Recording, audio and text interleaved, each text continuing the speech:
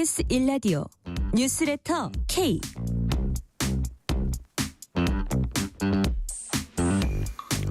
안녕하세요. 뉴스레터 K 진행하는 전종철입니다. 사상 첫 대통령 권한대행 탄핵소추안이 국회를 통과했습니다. 찬성 192표로 가결됐습니다. 우원식 국회의장은 탄핵안 가결 정족수는 과반 즉 151명이라고 했고 국민의힘은 의장 단상을 둘러싸고 항의하면서 사실상 표결에 불참했습니다. 윤석열 대통령에 대한 헌법재판소 탄핵 심판의 첫 변론 준비 기일에 윤 대통령 측과 국회 측이 모두 참석해서 기본 입장을 밝혔습니다. 고위공직자 범죄수사처는 윤석열 대통령에게 오는 29일 10시에 출석하라는 3차 출석 요구서를 발송했습니다. 검찰이 김용현 전 국방장관을 구속 기소했습니다. 비상계엄 사건 관련자가 재판에 넘겨지는 건 이번이 처음입니다. 관련 내용 포함한 주요 현안들 정치 토크 코너와 전 헌법재판소 재판관 출신인 노희범 변호사 인터뷰에서 상세히 짚어보겠습니다. 문자 샵 9730, 짧은 문자 50원, 긴 문자는 100원, 어플리케이션 콩으로 보내시면 무료입니다. 유튜브 KBS 1라디오 계정 채팅으로도 얘기 나누실 수 있습니다. 문자 보내주시면 추첨을 통해서 커피 쿠폰 보내드릴 테니까요. 여러분의 이야기도 많이 들려주세요. 뉴스레터 K 지금부터 시작합니다.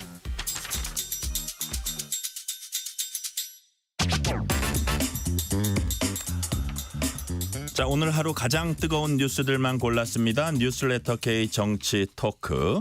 정광재 국민의힘 대변인, 조기현 민주당 법률위 부위원장 나오셨습니다. 어서 오세요. 네, 안녕하세요. 안녕하세요. 자, 여당의 반발 속에 한덕수 대통령 권한대행 국무총리에 대한 탄핵소추안이 국회를 통과했습니다.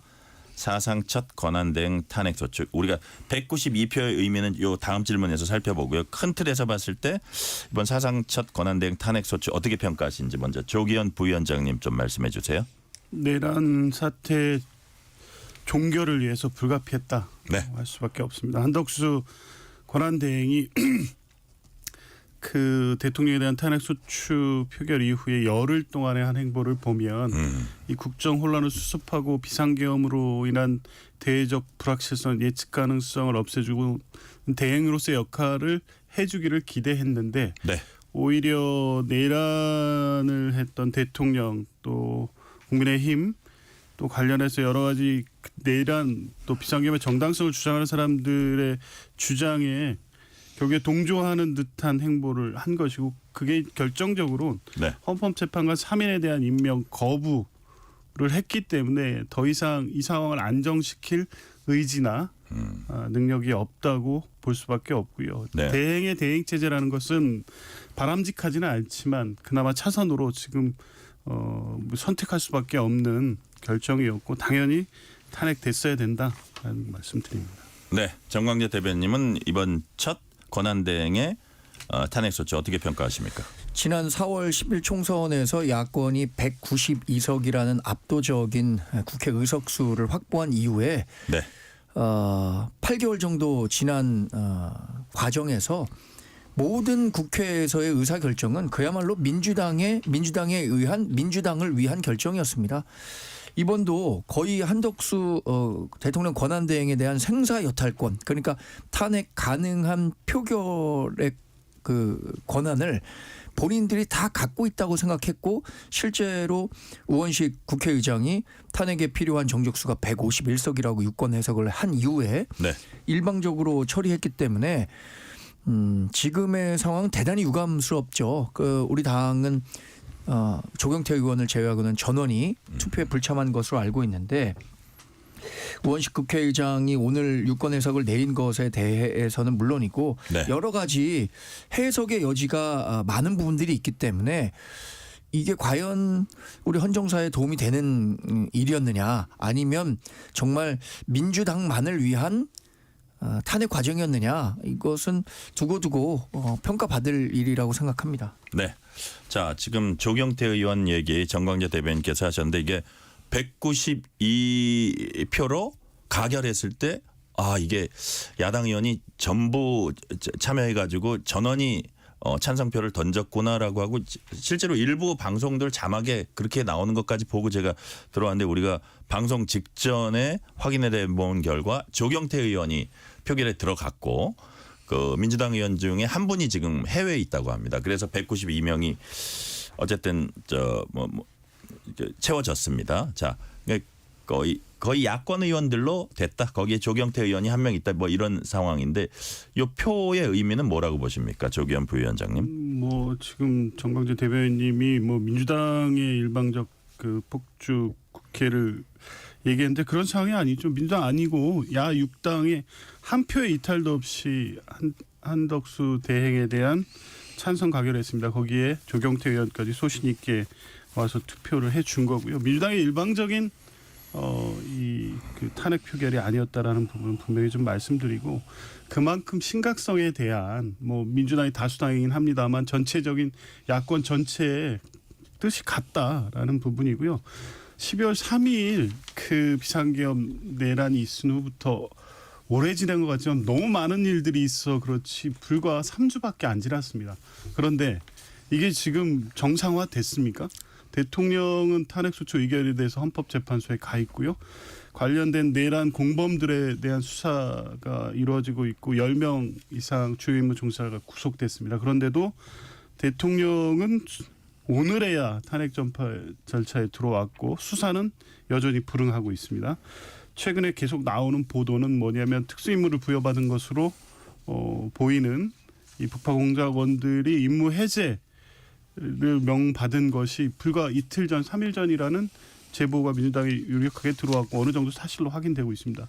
내란이 종결되지 않았습니다. 이게 외신도 그렇고 국제적 신용평가기관이라든가 각국에서 보는 시각은 우리나라의 어떤 정치 경제 상황이 매우 불안하다고 보는데 그 불안 요소가 뭐냐면 이 헌법과 법적 절차에 의한 탄핵 절차의 신속한 진행, 내란과 관련된 사람들에 대한 신속한 수사와 처벌, 그래서 이제 안정화가 돼야 되는데 한덕수 국무총리 권한대행이 그 부분을 하지 않고 있었기 때문에 불안정성이 계속되고 있는 상황에서 내란 관련된 어떤 추가적 행위에 대한 우려가 계속 나오고 있다고 하면 이게 끝난 게 아니죠. 그러면 신속하게 헌법재판관을 임명하고 관련자들 수사를 위한 특검법안 처리 등 우선적으로 해야 될 일이 있었습니다. 안 했습니다. 그래놓고 그것을 국회에 공을 넘기고 끝까지 책임을 회피하는 모습을 보이고 있었기 때문에 국민적 여론, 이것을 야권 전체가 그대로 받아하는 결과가 오늘 192석으로 나왔다고 볼 수밖에 없고요. 저는 뭐 특히 그중에 단 한 표의 의미가 있지만 이 조경태 의원까지 참석해서 192표를 만들어줬다는 건 한 표의 이탈표의 의미가 아니라 그만큼 이 내란의 심각성을 공유하는 것은 정치권 전체자 국민 전체의 문제로 다 보고 있다. 그 결과가 192석의 찬성으로 나왔다고 봅니다. 이번 질문 좀 짧게 대답해 주시면 탄핵 사유 5가지 명시했죠. 그 예. 주요한 거 어떤 것들이 있습니까? 뭐 일단 국무총리의 직무와 관련해서는 김건희 여사 특검법, 최혜병 특검법의 문제가 있고요. 내란 관련된 선 가담 문제, 또 세 번째는 그때 이 그 비상계엄 직후에 한동훈 대표와 둘이 공동 그 국정 운영에 대한 선언을 한 것, 이런 부분이 네. 법률과 헌법에 위반된다는 것이고, 권한대행의 직무를 수행하면서는 3명의 헌법재판관을 임명하지 않은 것도 네. 특검법 거부 사유해서 국무총리 시절에 직무 수행에 있어서의 위헌 위법, 그리고 권한대행의 직무 수행에 있어서의 위헌 위법을 좀 포괄해서 5가지 사유로 탄핵 소추안을 제출했습니다. 네. 자, 탄핵 가결 요건, 즉 표결 정적수 두고 그동안 논란이 좀 일었어요. 우원식 의장이 제적 의원 과반이다, 과반 찬성이다 이렇게 이제 얘기를 했는데, 자 정광재 대변인, 물론 이제 그 국회에서 표결은 그 의장이 진행합니다. 근데 의장 스피커예요, 사실은. 모든 거 저지는 아닙니다. 네. 근데 의장이 정하면 가는 겁니까? 어떻게 보십니까? 뭐 우원식 국회의장이 얘기하고 있는 것은 국회법 10조죠. 10조에서 이걸 그 관할한다, 의장이 의사 진행과 관련한 내용을. 네. 그런데 이렇게 논란이 되고 있는 부분에 대해서 자의적 해석을 통해서 151석이 탄핵 가결 조건이다라고 하는 것 자체가 저는 문제가 있다고 보고 실제로 우리 당도 이게 대통령 권한 대행으로서의 지위를 인정받아서 200석이 돼야 되느냐 아니면 총리 시절에 했었던 이 일과 관련해서는 151석이 적용되느냐는 이견이 실제 존재하는 겁니다. 맨 처음에는 뭐 입법조사처에서 151석만으로도 가능하다고 했지만 다른 해석을 내놓는 헌법학자들이 발생하면서 의견을 바꿨죠. 네. 또 헌법재판소에서도 2015년에 내놓은 걸 보면 총리 시절에 있었던 것과 대통령 권한대행으로 있었던 것과 이 의석수를 달리해야 한다라는 주장이 있었잖아요. 이런 것들에 대해서 종합적인 헌법 해석은 결국에는 헌법재판소가 내려줘야 되는 거고 네. 지금 9명의 헌법재판관 가운데 6명밖에 없긴 하지만 6명으로도 충분히 이런 권한 행사가 제대로 된 거냐 헌법적인 구성 요건을 갖췄느냐라는 것은 판단할 수 있으니까 우리 당으로서는 권한쟁의 심판 또 직무정지 효력 가처분 신청 이런 법률적인 방법들을 통해서 네. 구제 방안을 찾을 예정입니다. 지금 말씀하신 대로 속보를 막 제 모니터에 띄워줬는데 국민의힘이 한대행 탄핵소추의 권한쟁의 심판 그리고 효력 정지 가처분 신청 이제 했다고 하거든요. 자, 조기현 부위원장님 뭐 이거는 어차피 뭐 저 법적인 판단을 받아보기는 해야 될 것 같아요. 지금 상황에서. 뭐 국민의힘이 입장이 그렇다면 뭐 네. 헌법재판소의 권한쟁의 심판을 제기한다니까 결국 판단이 되겠죠. 그런데 네. 뭐 얘기한 것처럼 그러니까 가중된 그 요건 대통령에 준하는 200석 이상의 찬성이 있어야 된다는 걸 주장하는 헌법학자들이 있습니다. 그런 이 발표 자료도 있고요. 그런데 이번에 한덕수 권한대행에 대한 탄핵 논의가 시작된 이후에 다수의 헌법학자들의 입장은 직무 그러니까 직무를 권한대행 직무를 수행했다고 하더라도 탄핵이라는 것은 직위에 대해서 책임을 묻는 거기 때문에 대통령은 아니다. 그렇습니다. 국무총리의 직을 탄핵하는 거기 때문에 151석이 맞다는 게 다수의 입장이고요. 그래서 당연히 또 입법부의 수장인 국회의장은 이 탄핵소추안이 국회에 제출되면 표결을 하고 가결 여부를 선포해야 됩니다. 다음에 입법부 수장으로서의 해석에 기해서 가결 여부를 선포한 것입니다. 이 부분에 대해서 헌법재판소의 판단을 받겠다고 하면 권한쟁의 심판을 청구 네. 뭐 하면 되는데 과연 어떤 권한을 침해받았다고 청구할 수 있을지 모르겠습니다. 표결에 참여하지 않았습니다. 그러면 이 표결 자체 뭐 심의 표결권을 침해받았다고 한다고 하면 표결에 참여하지 않았기 때문에 이건 각하사유가 될 거고요. 그 외에 다른 어떤 권한을 침해당했다고 주장할 수 있을지는 모르겠습니다. 정치적으로는 이런 해석도 있으니 200명 이상의 가결로 이 찬성으로 가결 선포를 하지 않고 151명 이상으로만 했으니까 뭐 위법하다, 무효다, 정치적 주장 말고요. 헌법적으로 어떤 권한 침해 있는지에 대해서 글쎄 헌법재판소가 판단할 만한 어떤 사유를 제출할 수 있을지도 의문입니다. 자, 당사자인 한덕수 권한대행 여야 합의가 안 돼서 안타깝게 생각한다 하면서도 국회 결정을 존중한다. 신속 현명한 헌재 판결 기다리겠다고 했습니다. 정광희 대변인 이 네. 반응은 어떻게 보셨어요? 한덕수 권한대행이 50년 넘게 공무원 생활을 하셨었고 네네. 아마 그 오랜 공무원 생활로 인해서 그런 그 진중한 또 신중한 업무 태도가 몸에 밴 것 같아요. 그리고 예. 지금은 국회가 어쨌든 탄핵안이 통과됐다라고 의결을 했으니까 그것을 따르되 우리 당이 얘기하고 있는 것처럼 권한쟁의 심판이나 효력 중지 가처분 신청의 결과를 보고 예. 그것이 헌법재판소에서 위법한 게 있었다. 그래서 업무에 복귀해야 한다고 한다면 복귀를 하는 게 당연한 수순일 거고요. 네.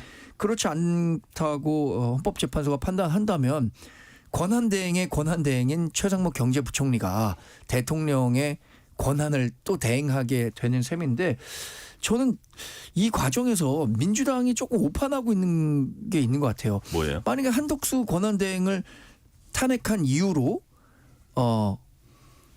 이제 탄핵이 가결됐잖아요. 네. 다시 그 최상목 경제부총리가 권한대행을 한다면 똑같은 법안이 또 국회에서 통과됐을 때 최상목 권한대행은 그걸 통과시켜 줄 거라고 기대하고 있는 것 같은데 저는 그렇게 보지 않거든요. 아직 한덕수 권한대행과 이 최상무 경제부총리 모두 우리 당이 여당일 때 국무위원으로 활동했던 분들이기 때문에 비슷한 생각을 가지고 있다. 같은 생각을 계속 보일 겁니다. 그러면 그렇게 되면 계속 탄핵을 할 건지도 좀 궁금합니다. 자, 최상목 새로운 권한대행 요 얘기는 제가 뒤에서 조금 더 구체적으로 여러 가지 질문으로 드리고 지금 이 한덕수 권한대행 오늘 뭐 직무가 일단 정지된 한덕수 대행의 반응은 우리 조기현 부위원장님께서 어떻게 보셨어요? 일단은 한덕수 권한대행이 뭔가 착각하고 계신 것 같은데요. 네. 뭔가를 그 국정 안정을 위한 수습을 매우 잘하고 있는데 부당하게 탄핵된 게 아닙니다. 국무총리로서의 직무와 관련해서 다른 사유는 다 차치하고 네. 12월 3일 국무회의에 출석해서 위헌적인 비상경을 막지 않았습니다. 그리고 어제죠. 김영현 전 장관의 얘기에 의하면 사전에 국무총리에 보고를 하고 본인이 대통령에게 비상경을 건의했다는 입장을 밝힌 바도 있습니다. 먼저 알았다는 거예요. 그게 몇 분 차이인지는 모르겠습니다만 적어도 비상계엄 관련된 국무회의 관련 내용을 듣고 본인이 국무위원들을 불러서 소집을 했다고 했습니다. 미리 알고 있었고 국무위원들을 불러서 비상계엄의 요건을 만들어줬습니다. 이것은 그냥 어쩔 수 없이 뭐 본인의 이 국무위원으로서 안 갈 수 없어 간 거고 반대 입장을 표했대서 면책될 수가 없습니다. 위법한 이 행정적이거나 군사적 명령에 이 거부하지 않는 것도 내란 동조입니다. 97년 대법원 판례에서 명확히 나와 있습니다. 이 부분이 명확한데 어쩔 수 없이 더 이상의 국정 혼란을 막기 위해서 한덕수 총리에게 권한대행을 하도록 한 것인데 지난 2주 동안 실제 굉장히 이 환율이든 주가든 대외적 불확실성 측면에 대한 외국의 시각이든 하나도 안 변하고 계속 불안정성이 계속되고 있는데 한덕수 총리가 3인 헌법재판관에 대한 임명 절차에 대한 명확한 입장을 밝혔어도 이 상황까지 오지 않았습니다. 이 부분에 대한 본인 책임이 분명한 건데 여야 합의가 불가능할 것을 알면서 여야 합의해 올 때까지 3인 임명에 대한 것을 보류하겠다. 안 하겠다는 입장을 분명히 했고요. 어제 그 시점 이후에 환율이 또다시 요동쳤습니다. 뭐 때문에 이상이 발생했는지에 대한 책임은 전혀 느끼지 못하고 여전히 여야 합의를 얘기하고 국정 혼란을 위해서 마치 자신이 어떤 큰 결단을 한 것처럼 입장 표명을 한 것은 지금의 어떤 상황, 본인에 대한 책임에 대한 아무런 인식을 제대로 못하고 있다 이렇게 볼 수밖에 없습니다. 자, 정광재 대변인 지금 조기현 부위원장님 얘기를 들어보니까 위헌적 국무회의 참석해서 뭐 막지 못했다는 것도 뭐 동조한 거나 마찬가지 아니냐는 취지로 이제 말씀하셨고 그다음에 또 더군다나 김용현 전 국방장관 측의 변호인단의 기자회견을 보니까 뭐 사전 보고까지 시점은 모르지만 여하튼 사전 보고까지 받았고 더더군다나 좀 이것이 절차가 진행돼야 될 텐데 헌법재판관 임명마저 보류했을 때 과연 이 혼란을 수습할 수 있느냐 이런 취지로 이제 말씀하셨는데 혹시 그런 데 대한 좀 반론이 있으세요? 지금 좀 전에 자료를 냈네요. 우리 당에서 탄핵 사유 자체가 법률적 헌법적인 위반이 전혀 없다. 민주당의 일방적 주장이고 사실관계가 다르기 때문에 그래서 그 권한쟁의 심판을 신청한다는 건데 아까 뭔 권한이 침해됐느냐라고 얘기하셨는데 탄핵 소추안 심의 표결권이 침해됐다. 이렇게 우리 당이 그 자료를 냈습니다. 근데 뭐 대표적으로 내란에 동조했다, 방조했다라고 얘기하는데 지금 김용현 전 국방장관 측에서 얘기했었던 거를 즉각 한덕수 권한대행이 반박했었단 말이에요. 본인은 국무회의 열리기 전에 안 바가 없다. 그게 어떻게 내란을 동조했다, 방조했다고 할 수 있는지 이거는 나중에 이 한덕수 권한대행도 지금 내란에 대한 피의자로 수사를 받고 있잖아요. 그 결과가 분명히 얘기해 줄 거라고 생각합니다. 그 뭐 특검과 관련해서 거부권 행사를 했다. 이런 부분도 대통령 권한 대행으로서 충분히 할 수 있는 행사였기 때문에 우리 당은 그 한덕수 권한 대행을 탄핵하려고 했었던 사안 5개 모두 민주당의 주장일 뿐 이게 탄핵 사유가 될 수는 없다라는 명확한 판단을 하고 있습니다. 자, 여야 대표의 입장 들으면서 또 관련되는 얘기 계속 해나가시겠습니다. 탄핵안 가결에 앞서서 이재명 민주당 대표가 대국민 성명을 발표했습니다. 이재명 대표의 얘기 직접 들어보시겠습니다. 내란 세력의 신속한 발본 세건만이 대한민국 정상화의 유일한 길입니다. 국민의 명령은 단호합니다. 내란 수괴 윤석열을 즉각 구속하고 파면하라. 반란 세력을 일망타진하라. 내란 진압이 국정 안정이고 민주공화정 회복입니다. 내란 진압이 경제위기 극복, 민생 회복의 길입니다. 내란 진압만이 지금 이 순간 대한민국의 지상 과제입니다. 오늘 저희 민주당은 국민의 명령에 따라 한덕수 국무총리를 탄핵합니다. 자, 정광재 대변인님. 예. 어쨌든 내란 진압만이 대한민국의 지상 과제다. 내란 수괴를 즉각 구속하고 파면해야 한다는 취지로 이제 얘기했거든요. 이 발언은 어떻게 들으셨어요? 근데 지금 우리 나라의 내란이 진행 중이라는 부분에 대해서 동의할 분이 계실까요? 그리고 내란과 관련해서는 지금 수사가 진행 중입니다. 저는 뭐 내란 혐의를 받는다는 점에서는 충분히 동감할 수 있습니다. 그리고 그때 당시에 계엄이 선포된 이후에 불과 3시간 만에 계엄이 해제가 됐어요. 국회에서. 네. 그리고 6시간 만에 대통령이 계엄 해제를 선포했고요. 그렇다면 사실 그 내란이 있었다고 치더라도 그 6시간만으로 끝난 것이지 이후의 과정까지 내란의 연장선상이라고 하는 것은 그야말로 정치적으로 민주당이 윤석열 대통령과 뭐 우리 당에 대해서 정치적으로 호도하는 것이지 네. 지금 내란 상태라면 우리가 어떻게 이렇게 방송도 하고 평화롭다고 하기는 어렵겠습니다만 네. 일상이 유지되고 있잖아요. 근데 이런 부분을 계속 내란이 유지되고 있다. 뭐 내란의 잔부를 없애겠다라는 것은 정치적 용어라고 생각합니다. 자, 내란이 유지되고 있다는 거는 맞지 않다고 이제 정광재 대변인 얘기하셨는데, 자, 조기현 부위원장님은 어쨌든 그 파장이나 뭐 경제니 뭐 안보니 이런 것들은 현재 진행형이다 이렇게 보시는 건가요? 그렇죠. 이재명 대표의 오늘 입장 발표문에도 있지만 실제 국정 안정을 위해서는 지금 혼란을 수습하기 위해서는 이 내란 사태의 조속한 수습이 일차적입니다. 그래서 대통령 헌법재판 절차는 다행히 오늘 이제 절차가 시작됐고 헌법재판소도 신속하게 진행하겠다고 하니 그나마 다행인데 네. 중요한 건 지금 6인 체제로 시작했습니다. 3인이 언제 어떤 방식으로 될지는 아직도 불확실한데 불확실하죠. 이제 이 부분에 문제가 있고요.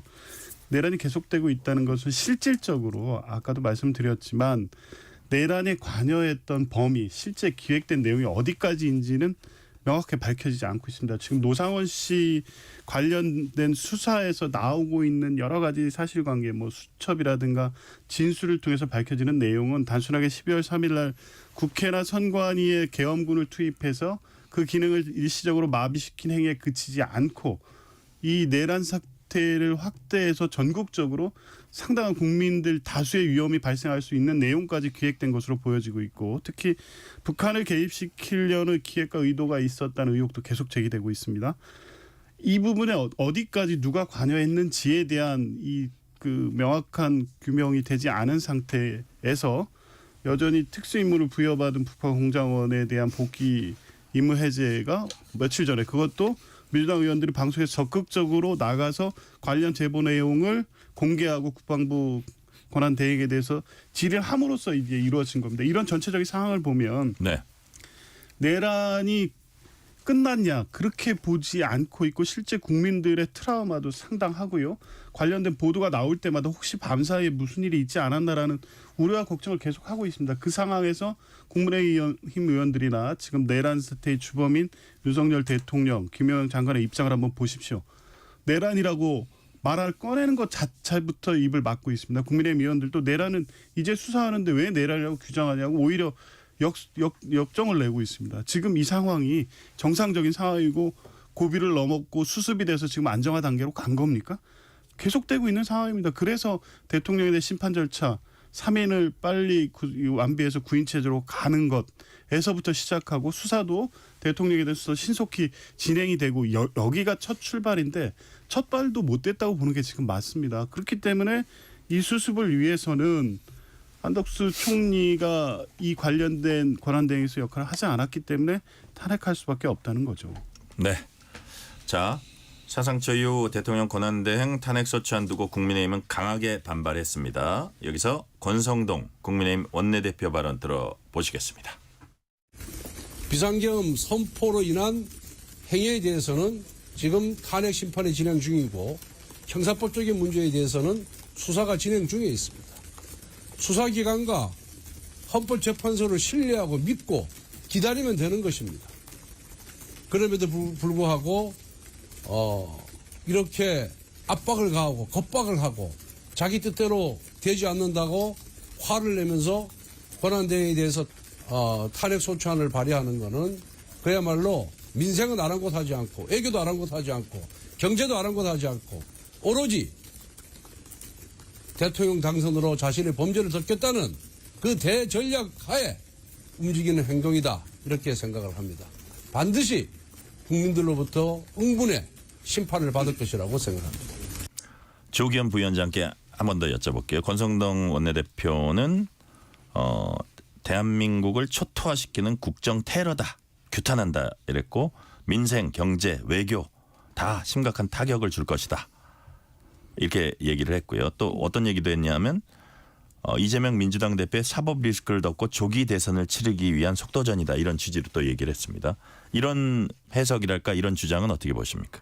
전혀 사실에 맞지 않고요. 맞지 이게 않아요. 지금 이 사태 수습에 여당도 책임이 있는 거 아닙니까? 국민의힘이 근데 제대로 된 사과도 없이 이 상황을 지금 대선의 유불리로만 해석해서 정쟁으로 몰고 가는 쪽으로 선택을 한 것 같습니다. 첫 번째 12월 3일부터 오늘까지의 환율하고 주식시장 상황을 한번 보십시오.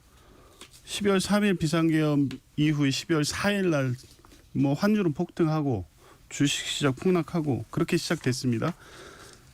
신속하게 탄핵소추안을 민주당이 제출했고요. 12월 9일 날인가요? 부결됐을 때 다시 올라갑니다.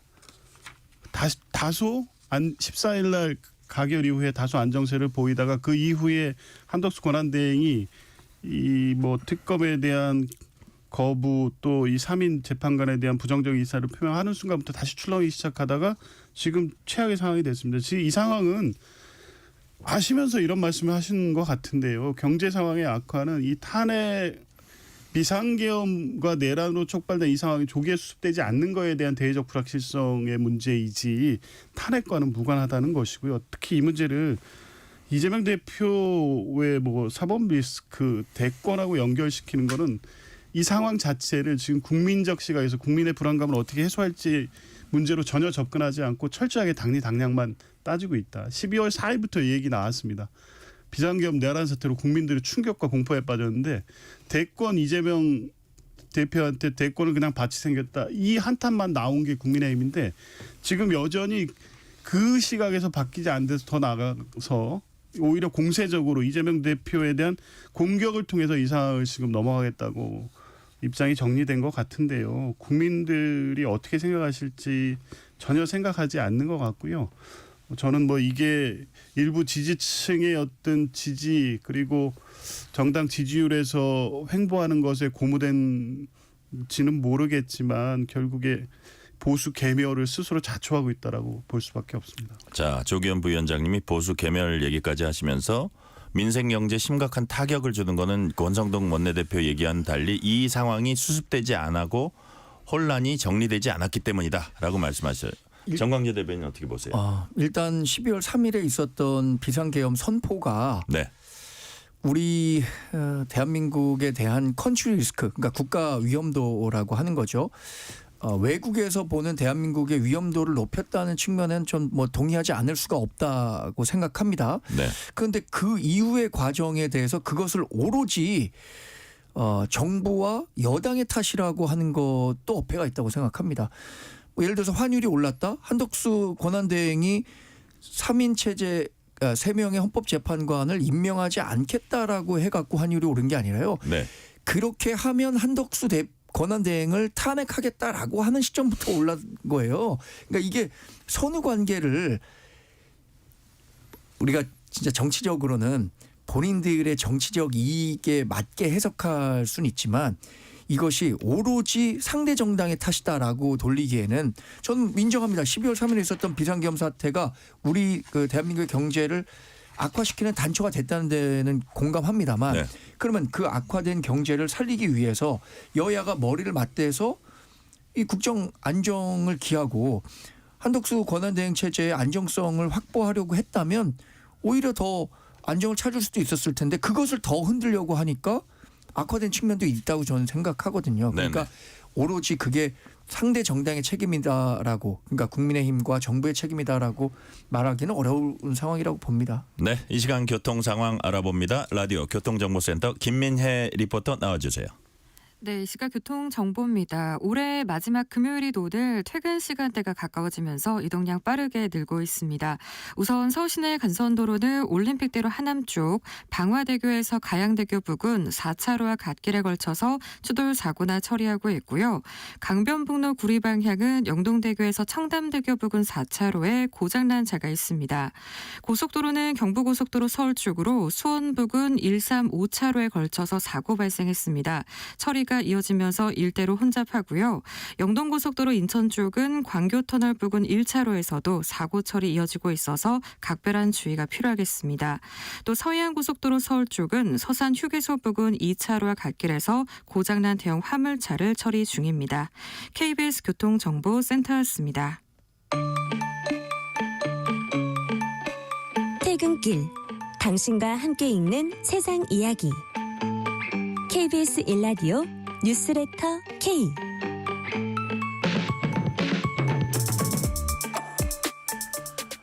그래서 이제 결론은 최상목 경제부총리가 권한대행직 이어받게 됐는데요. 지금 뉴스레터 정치토크, 뉴스레터 K 정치토크 정광재 국민의힘 대변인, 조기현 민주당 법률위 부위원장과 얘기 나누고 있습니다.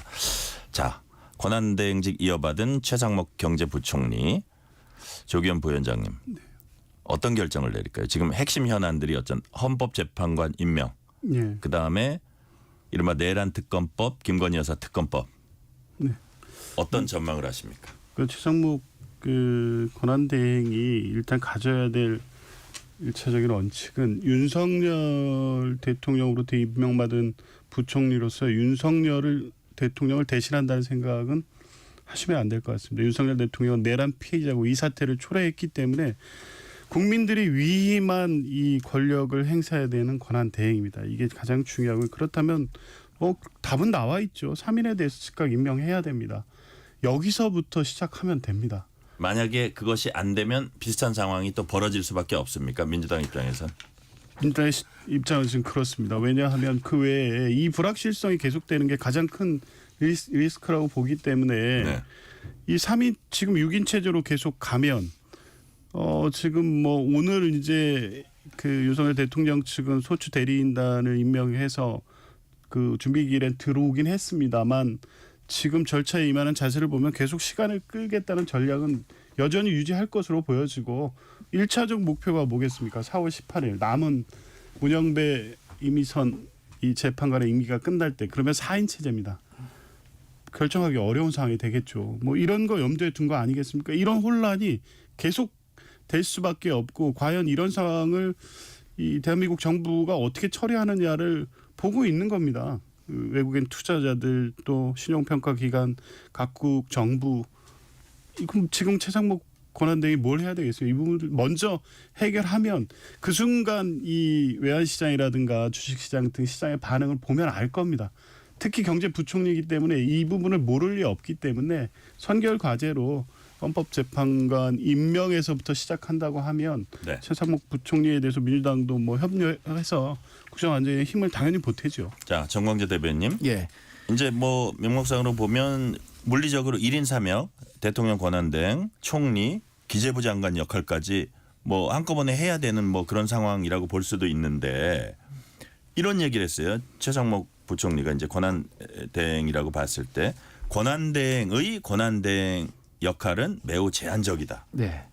이런 말을 왜 했을까요?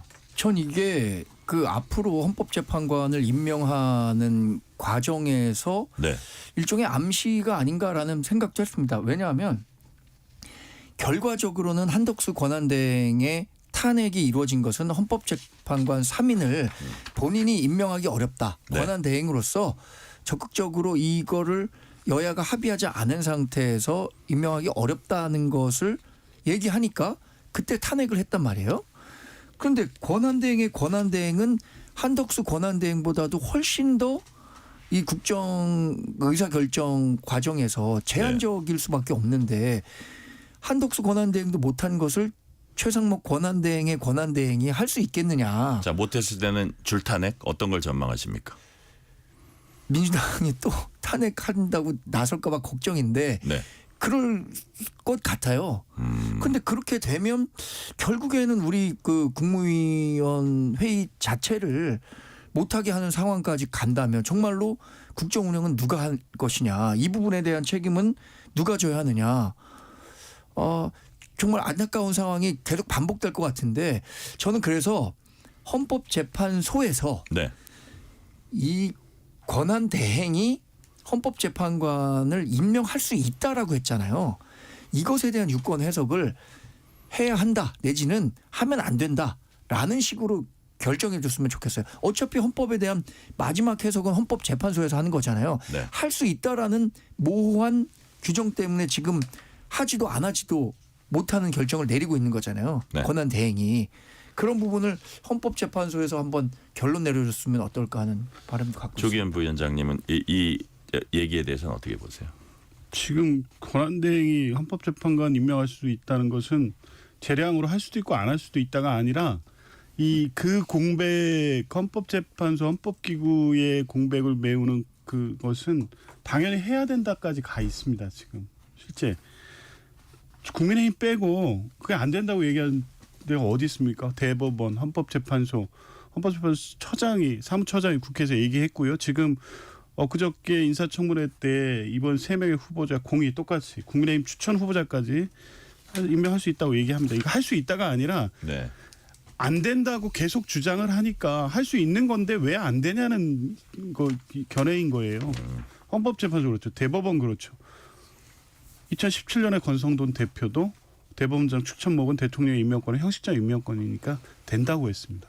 안 된다는 논리는 구인 체제로 간 것을 막기 위한 정치적 주장이고 국민의힘만 그 입장을 갖고 있는 겁니다. 최상목 부총리가 그런 추가적인 해석 또 여야의 합의를 요구한다면 뭐 대행으로서의 자격도 없다고 볼 수밖에 없습니다. 왜냐 그리고 이 국정 불안정 공백 얘기하는데요. 지금 이번에 국무위원들 이 비상계엄 국무위원 심의 참여하셨었잖아요. 제대로 맞거나 목소리 낸 분들이 있습니까? 본인은 반대했다는 소극적 입장 정도로 면피하려는 정도 말고 그 부분에 대한 책임이 있는 겁니다. 이런 분들이 지금 상황에 사퇴 수습이 이렇게 소극적으로 나온다면 오히려 대통령으로부터 임명받지 않는 차관들이 그 직을 수행해도 각 부처 업무는 오히려 더 나을 수도 있다고 봅니다. 훨씬 정치적 책임에서 자유롭기 때문에. 저는 그래서 네, 정광재 대변인. 헌법재판소에서 할 수 있다라고 했잖아요.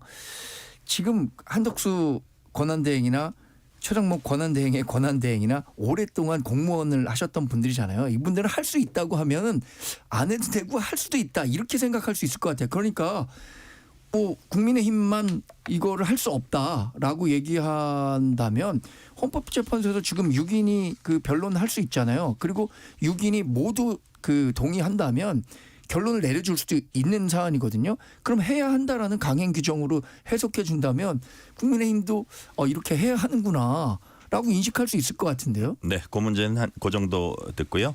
윤석열 대통령 측이 오늘 헌법재판소에서 열리는 변론 준비기일에 출석했습니다. 자, 배보윤, 윤곽근 변호사 등 대리인들이 헌법재판소에 선임계도 냈습니다.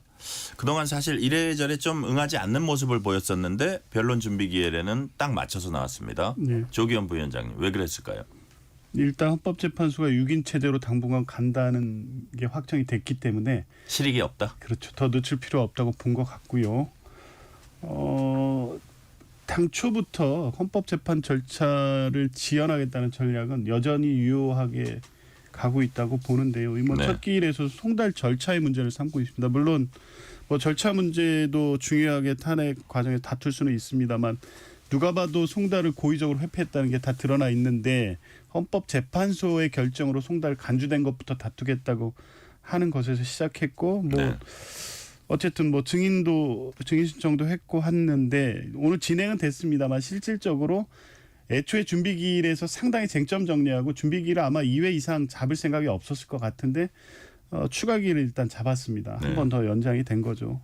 2회 이상 갈 필요 없다고 보고요. 헌법재판소도 지금 보이는 태도는 분명하게 신속 진행을 방향으로 가고 있는 것 같은데 문제는 지금 윤 대통령 측이 응했던 게 6인 체제로 계속 갈 거라고 보는 것 같고 네. 만에 하나라도 추가적인 재판관 임명이 된다고 하면 결국에 이 재판부가 변경했다는 갱신 절차 때문에 또 이 증거조사 같은 거 다시 해야 되거든요. 시간이 또 걸려요. 또 절차 지연을 할 가능성이 높아서 제가 볼 때는 응하는 모양을 보이긴 했지만 4월 18일까지 재판을 끄는 전략을 계속 끌고 갈 것 같습니다. 네, 정광재 대변인. 네. 국회 측은 신속한 파면 이거 주장했고요. 윤석열 대통령 측은 국회 탄핵소추가 적법한지 그 여부부터 따지겠다고 했습니다. 구체적으로 어떤 부분을 살펴보겠다는 건가요? 이게 12월 3일과 12월 12일에 있었던 12월 며칠이죠? 12월 7일과 14일에 있었던 탄핵 표결. 그 표결이 거의 네. 내용만 같은데 그 회기를 바꿔가면서 했던 것이 절차적으로 적당했느냐라는 대한 문제 제기가 있는 것 같아요. 근데 저는 탄핵 소추로부터 180일 이내에 헌재가 탄핵을 인용할 것인지 기각할 것인지에 대한 판단을 해야 되잖아요. 네. 저는 기본적으로 이 180일 이내에는 반드시 탄핵 판결이 이루어져야 한다고 생각합니다. 그 과정에서 구인이라는 완전체가 가능하다면 좋겠지만 6인이 해서 6인 모두 동의한다면 지금 변론은 가능하고 심의가 가능한지 여부에 대해서는 네. 헌법재판소 내부에서도 논의를 하고 있는 거잖아요. 계속 논의 중 이런 네. 입장을 냈어요. 그러니까 6인 체제에서도 논의를 통해서 6인 모두가 동의한다면 어차피 6명 이상이 동의하면 인용이 되는 거잖아요. 네. 그렇게라도 그 판결을 내는 쪽이 좋지 않을까. 이렇게 대통령이 인위적으로 이렇게 재판을 지연한다고 하더라도 네. 결국에 탄핵 재판은 180일 이내에는 마무리될 거다. 전 그렇게 예상하고 있습니다. 자, 정광재 대변인은 지금 이제 6인 체제 얘기를 하셨는데 선고 가능한지에 대해서는 헌재도 계속 논의 중 이런 얘기를 했거든요. 이 부분은 아직 불투명한 건가요? 신중할 수밖에 없죠. 예, 원래 예. 헌법재판소법 23조 1항에 의해서 7인이 아니면 심의 자체가 못하고 있는데 임시적으로 지금 이진수 그 방통위원장 사건에서 그 조항의 효력을 임시적으로 중지시켜 놓은 건데 심의만 할 수 있다고 일단 판단한 건데요. 네. 6명이 만약 결정할 경우에는 한 명만 반대해도 이제 모든 사건은 기각입니다. 헌법재판소 결정. 이걸 완전 비토권을 보장하는 거잖아요. 그러니까 네. 전체 심의권을 본질적으로 침해하는 문제가 발생할 수 있어서 6명이 심리는 모르겠는데 결정을 한다고 하면 만약에 이 결과를 받아들일 수 없는 측 입장에서 이 결과 자체를 승복하지 않고 불복하는 정치 행동으로 나갈 가능성이 높습니다. 그것은 다른 어떤 선택지는 없어요. 결국에 이 장외에서 극심한 갈등과 대립을 초래할 수밖에 없기 때문에 헌법재판소는 아마 그런 지점을 보고 있을 겁니다. 그래서 저는 6인 체제로 결정을 할 수 있을지 말지에 대한 이 위험한 논의 말고 3인만 임명하면 되는데 임명을 해도 아무런 헌법적 문제가 없는데 헌법재판소가 6인 가지고 결정을 해야 되는 문제를 지금 논의하는 상황 자체가 저는 부적절하다고 보고요. 네. 3인에 대한 임명이 하루속히 좀 이루어져야 된다. 그 말씀드리고 싶습니다. 네, 헌재는 사안 중대성 고려에 탄핵심판 다음 재판 1월 3일에 열겠다고 했습니다. 좀 약간 그래도 서두르는 모양새인데 수사 상황 좀 짚어볼게요. 자, 이제 어제 일정은 나왔던 건데 오늘 윤석열 대통령에게 공수처가 오늘 29일 출석하라고 요구했습니다. 이제 송달을 했다는 건데, 자, 정광재 대변인 예. 응할까요? 저는 응했으면 좋겠는데 응하지 않을 것 같아요. 그러니까 왜냐하면 탄핵 심판은 하겠는데 수사는 좀 이게 응할 것 같지 않다는 뉘앙스로 얘기를 네, 했거든요. 뭐 그렇게 읽히고요. 사실 저는 개인적으로는 윤석열 대통령이 본인이 법적 정치적 책임을 회피하지 않겠다라고 공언했잖아요. 예. 그 윤석열 대통령을 그렇게 아꼈던 홍준표 대구시장도 당신은 대한민국의 여전한 대통령이니 떳떳하게 탄핵 재판이든 수사에 응하라 이렇게 조언했었던 거 아니에요? 네. 그리고 윤석열 대통령 누구보다 박력 있는 리더였다라고 평가를 받았기 때문에 대통령까지 됐는데 지금 우리가 그렇게 비판했던 이재명 대표처럼 그렇게 좀 쪼잔한 모습으로 재판 연기하려고 하고 수사 안 받으려고 하는 것 자체가 네. 우리 당을 지지해서 윤석열 정권을 만들었던 분들에 대한 예의가 아니라고 생각하거든요. 본인이 스스로 결자 해지의 차원에서 이런 수사에도 적극적으로 응하고 네. 본인이 또 검찰에서 20년 넘게 있었고 검찰총장까지 했었던 분 아닙니까? 누가 이런 얘기 하더라고요. 만약에 윤석열 대통령이 검찰이었다면 지금의 윤석열 대통령에게 어떻게 질문하고 어떻게 대했겠느냐 이런 부분들에 대해서 대통령도 좀 심각하게 고민했으면 하는 개인적인 바람을 갖고 있습니다. 저는. 네. 다음 소식으로 넘어갈게요. 우리 조기현 부위원장님도 비슷한 말씀하실 것 같아서 네. 검찰 특수본은 김용현 전 국방장관 구속 기소했습니다. 자, 김 전 장관의 구속 의미, 수사가 더 속도를 낼 수 있는 건가요? 앞으로 어떤 부분을 구속 상태에서 더 중점적으로 수사하게 될까요?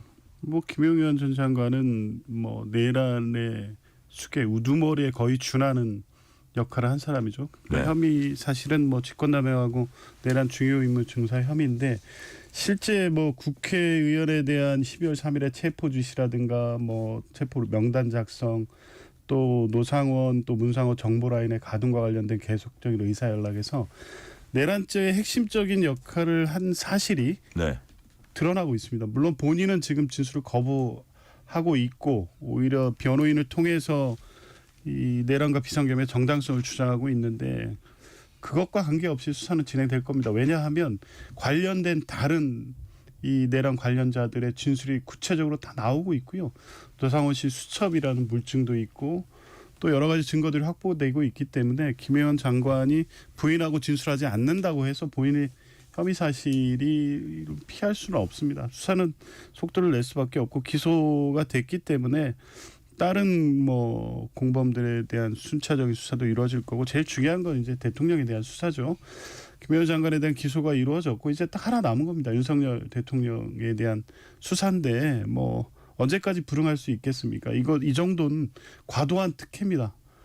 수사 일정과 뭐 그 출석 여부를 선택할 수 있는 상황이 아닙니다. 진작에 긴급 체포해야 된다는 얘기가 나온 지가 벌써 2주가 넘고 있습니다. 그 사이에 네. 증거인멸 우려도 크고요. 여러 가지 상황을 볼 때는 3차 소환까지를 기다려주는 공수처의 태도 자체도 지금 납득하기 어렵다는 게 국민 일반의 그 입장이기 때문에 어쨌든 3차 소환 통보를 했으니까 그 이후에도 불응한다고 하면 영장 발부를 통한 인신 확보 절차로 나가야 된다고 봅니다. 자, 이런 가운데 윤 대통령이 조지호 경찰청장에게 여러 차례 전화해서 국회 들어가려는 국회의원들 다 체포해 잡아들여 불법이야. 뭐 다 포고령 위반이야. 체포해 지시했다는 내용이 김 전 장관 공소장에 담겼다고 해요. 네. 자, 정광재 대변인 이런 것들은 좀 불리하게 작용할 수 있을까요? 근데 또 김용현 전 장관 변호인은 윤석열 대통령은 체포의 책자도 꺼내지 않았다 이렇게 얘기를 했었는데 조지호 경찰청장은 이렇게 진술하고 있잖아요. 예. 결국에는 내란은 이제 소추의 대상이 되기 때문에 수사가 계속 진행될 거란 말이에요. 네. 또 재판도 받게 될 텐데 그러면 대통령과 이 조지호 경찰청장의 진술이 엇갈리는 부분에서 네. 정황이나 증언이나 당시의 증거들 이런 것들을 고려해서 판사가 종합적인 판단을 내릴 거 아닙니까? 네네. 그게 사실로서 인정되는 건데 이 상황과 관련해서는 윤석열 대통령이 상당히 불리할 수밖에 없는 상황이죠. 지금 상황 자체가. 왜냐하면 여러 명이 비슷한 그렇죠. 증언을 했기 때문에. 예. 그리고 미국에서인가요? 발언, 네. 뭐 대통령이 한 말을 그 FBI 국장이 수첩 하나에 적었었던 것만으로도 증거가 인정돼 갖고 굉장히 곤혹을 치렀던 일이 있었는데 지금 상황만 놓고 본다면 여러 가지 수사 관련 소식들이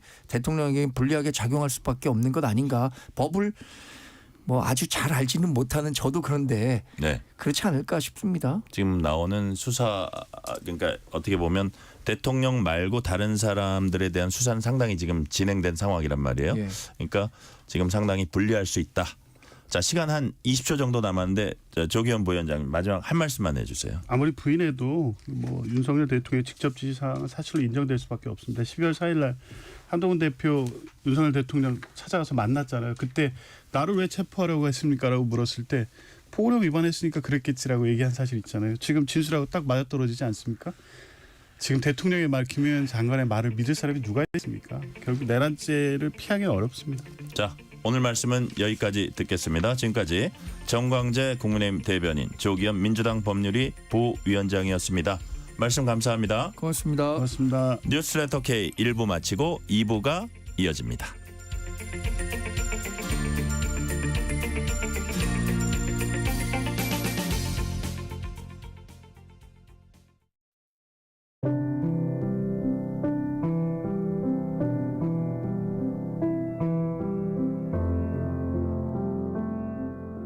KBS 라디오 연중기획 희망충전 대한민국 618번째 이야기.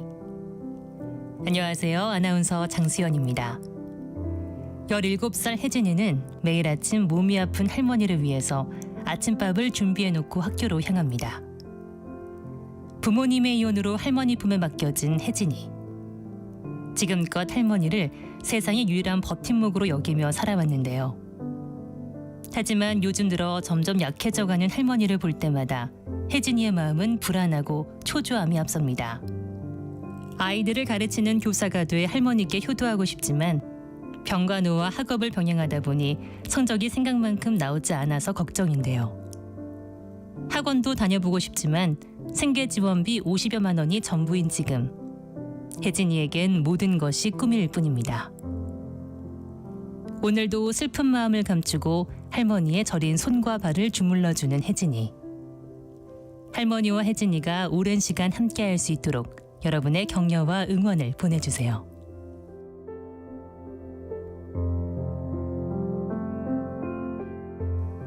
여러분의 따뜻한 손길이 희망의 빛이 됩니다.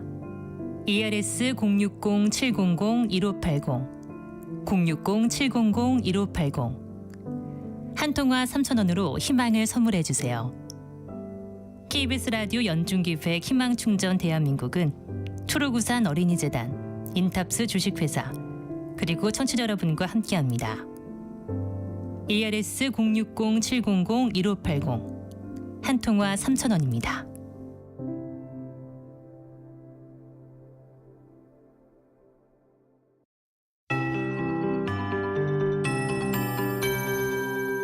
KBS 58분 날씨. 중부 내륙에 한파특보 유지되고 있습니다. 내일도 오늘 못지않은 영하 10도 안팎의 강추위가 찾아오겠습니다.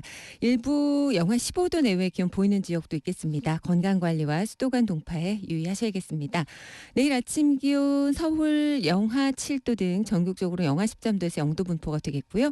낮 최고 기온 서울 1도를 포함해서 영하 2도에서 영상 6도 분포를 예상하고 있습니다. 동해안과 동쪽 산지 등지에 매우 건조합니다. 해안과 산지 위주로 전국적으로 강풍도 연일 지속되고 있는데요. 화재 예방에 유의하셔야겠습니다. 풍랑도 지속되고 있습니다. 대부분의 먼바다와 제주 해상 위주로 최대 4m의 높은 파도가 일겠습니다. 눈으로 인한 피해 없도록 주의하셔야겠습니다. 충청 호남 지역으로는 상당히 무겁고 습한 눈이 쏟아지겠습니다. 시간당 1에서 3cm 안팎으로 제주 지역까지 포함해서 오겠는데요. 제주 지역은 모레까지 이어질 수 있고 대부분 내일까지 오겠습니다. 예상 적설량이 15에서 20cm 안팎, 또 충남과 제주 산지는 5에서 10cm 안팎의 눈이 쌓이겠습니다. 그 외에 눈 오는 지역도 1에서 5cm가량 오겠습니다. 지금 서울의 기온은 영하 2.5도, 습도는 51%입니다. 강혜종입니다.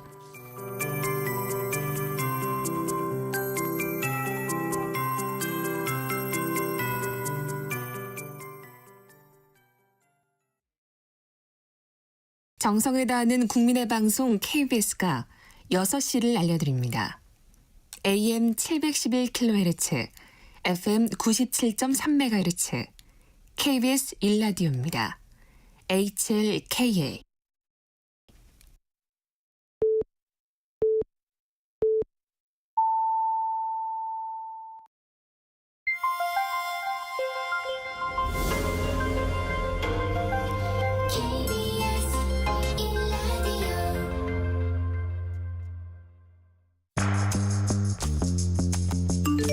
여러분은 지금 퇴근길 시사편지 한 장 KBS 1라디오 뉴스레터 K를 듣고 계십니다.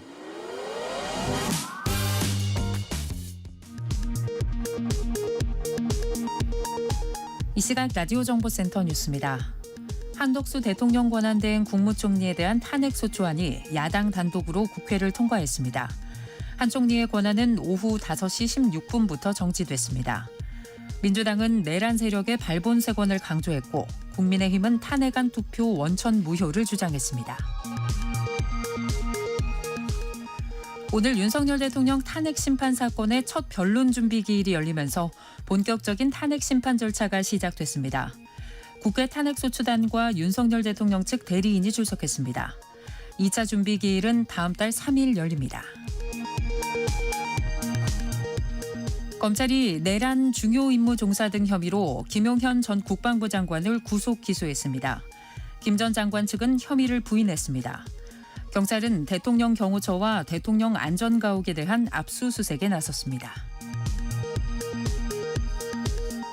마용주 대법관 후보자 임명동의안이 국회 본회의를 통과했습니다. 국민의힘은 인사청문회에 이어 본회의 표결에도 불참했습니다. 윤석열 대통령과 한덕수 국무총리의 모교인 서울대학교 학생들이 국민의힘 중앙당사 앞에서 기자회견을 열고 서울대 출신 내란범과 내란 동조자를 규탄한다고 밝혔습니다. 지금까지 라디오 정보센터 뉴스 편유희였습니다.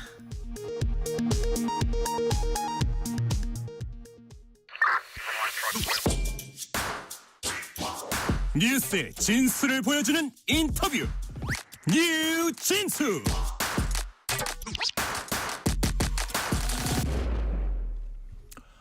네, 대통령 권한 대행에 대한 탄핵 표결은 헌정 사상 처음이라고 합니다. 여기서 말하는 헌정의 근간은 바로 우리 헌법입니다. 대한민국 정치는 지금 바로 이 헌법을 둘러싼 논쟁을 벌이고 있습니다. 그 한가운데 헌법재판소가 있습니다. 헌재에서 헌법연구관 지내셨던 분입니다. 노희범 변호사와 함께 헌법과 관련된 쟁점 현안 살펴보도록 하겠습니다. 노희범 변호사님 어서 오세요. 안녕하세요. 네. 일단 오늘 윤석열 대통령에 대한 탄핵 심판 첫 변론 준비 기일이 오늘 열렸죠. 이게 어떤 절차입니까? 본 재판을 하기 위해서 네. 본 재판이 효율적으로 진행하기 위해서 사실관계나 쟁점, 네. 증거 등을 함께 정리하는 그런 절차입니다. 그렇기 때문에 뭐 오늘 준비 기일이 이제 첫 번째 열렸는데 네. 대통령 측에서 이제 뒤늦게 선임서를 제출하고 왔기 때문에 재판부에서는 내달 1월 3일 날 준비기를 한 번 더 갖기로 이렇게 결정을 했다고 이제 보도가 나왔습니다. 네네. 그래서 아마도 재판소에서는 이제 뭐 1월 3일 날 준비기를 한 번만 더 하고 네. 바로 이제 본격적인 탄핵 심판 재판으로 이제 옮겨가지 않을까 싶습니다. 예. 네. 자, 오늘 첫 변론 준비 기일이 있었고 1월 3일 날 한 번 더 연다 이거죠. 자, 오늘 사실은 그동안 대통령 측이 좀 이렇게 잘 응하지 않는 모습들을 보이다가 오늘 또 헌재가 딱 지정한 날에 또 다 나왔어요. 네. 왜 그랬을까요? 이제 우리 변호사님이 보시기에는. 우선 대통령이 이렇게 헌법재판소에 어떤 서류를 송달받지 않고 네.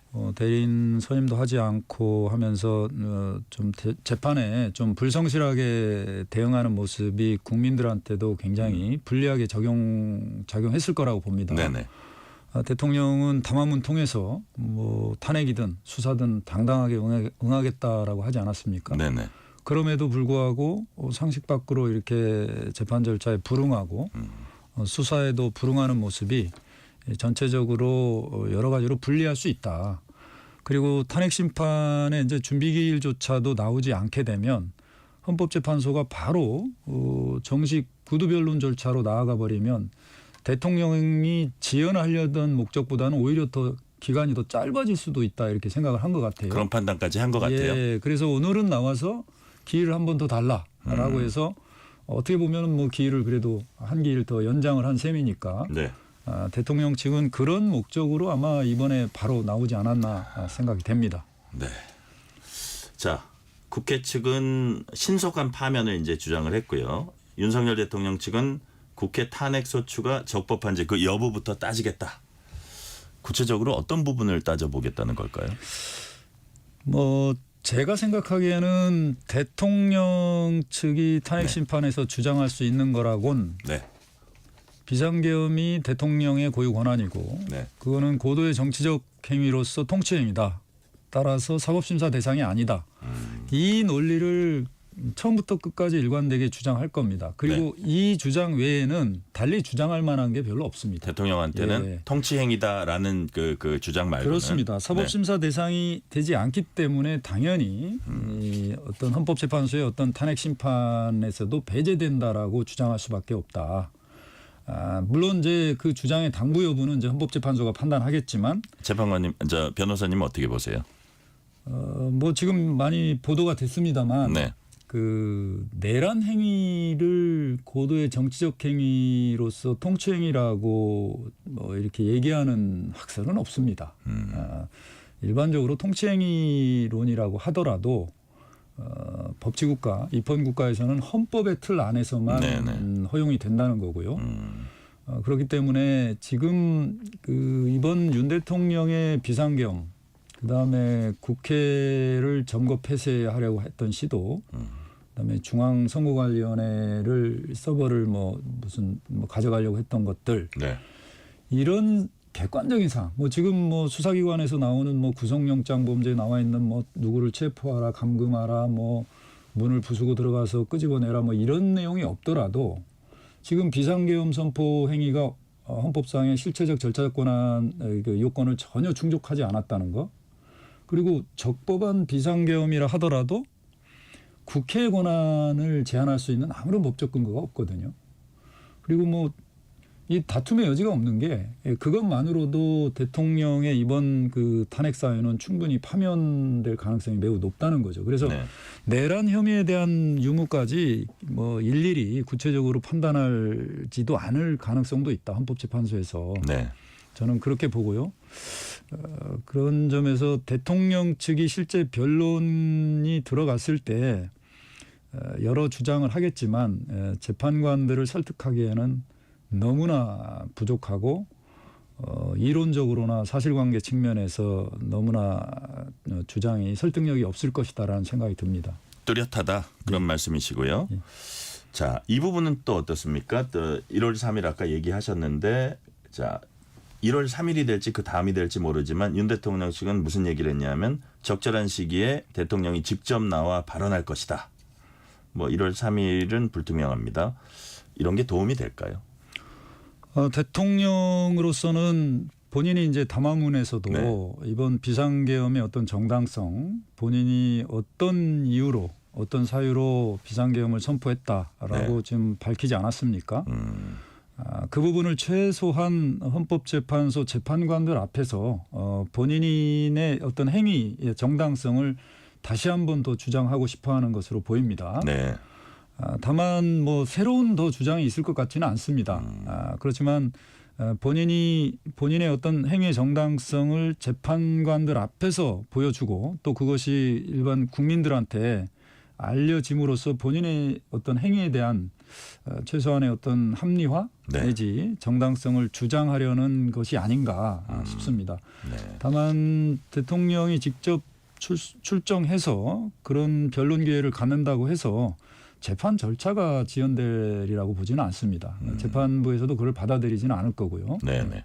자, 재판 절차에는 별 영향을 미치지 못할 것이고, 왜냐하면 왜 사실 질문을 드렸냐면 본인이 직접 얘기하는 게 대단히 명확하게 얘기하는 것 같지만 객관성을 상실할 그 가능성이 많아서, 그래서 아무리 법률 전문가도 변호인을 선임한다는 얘기를 그렇습니다. 어떤 법률 전문가가 그 전에 나와서 얘기를 하게 한번 여쭤봤던 거고요.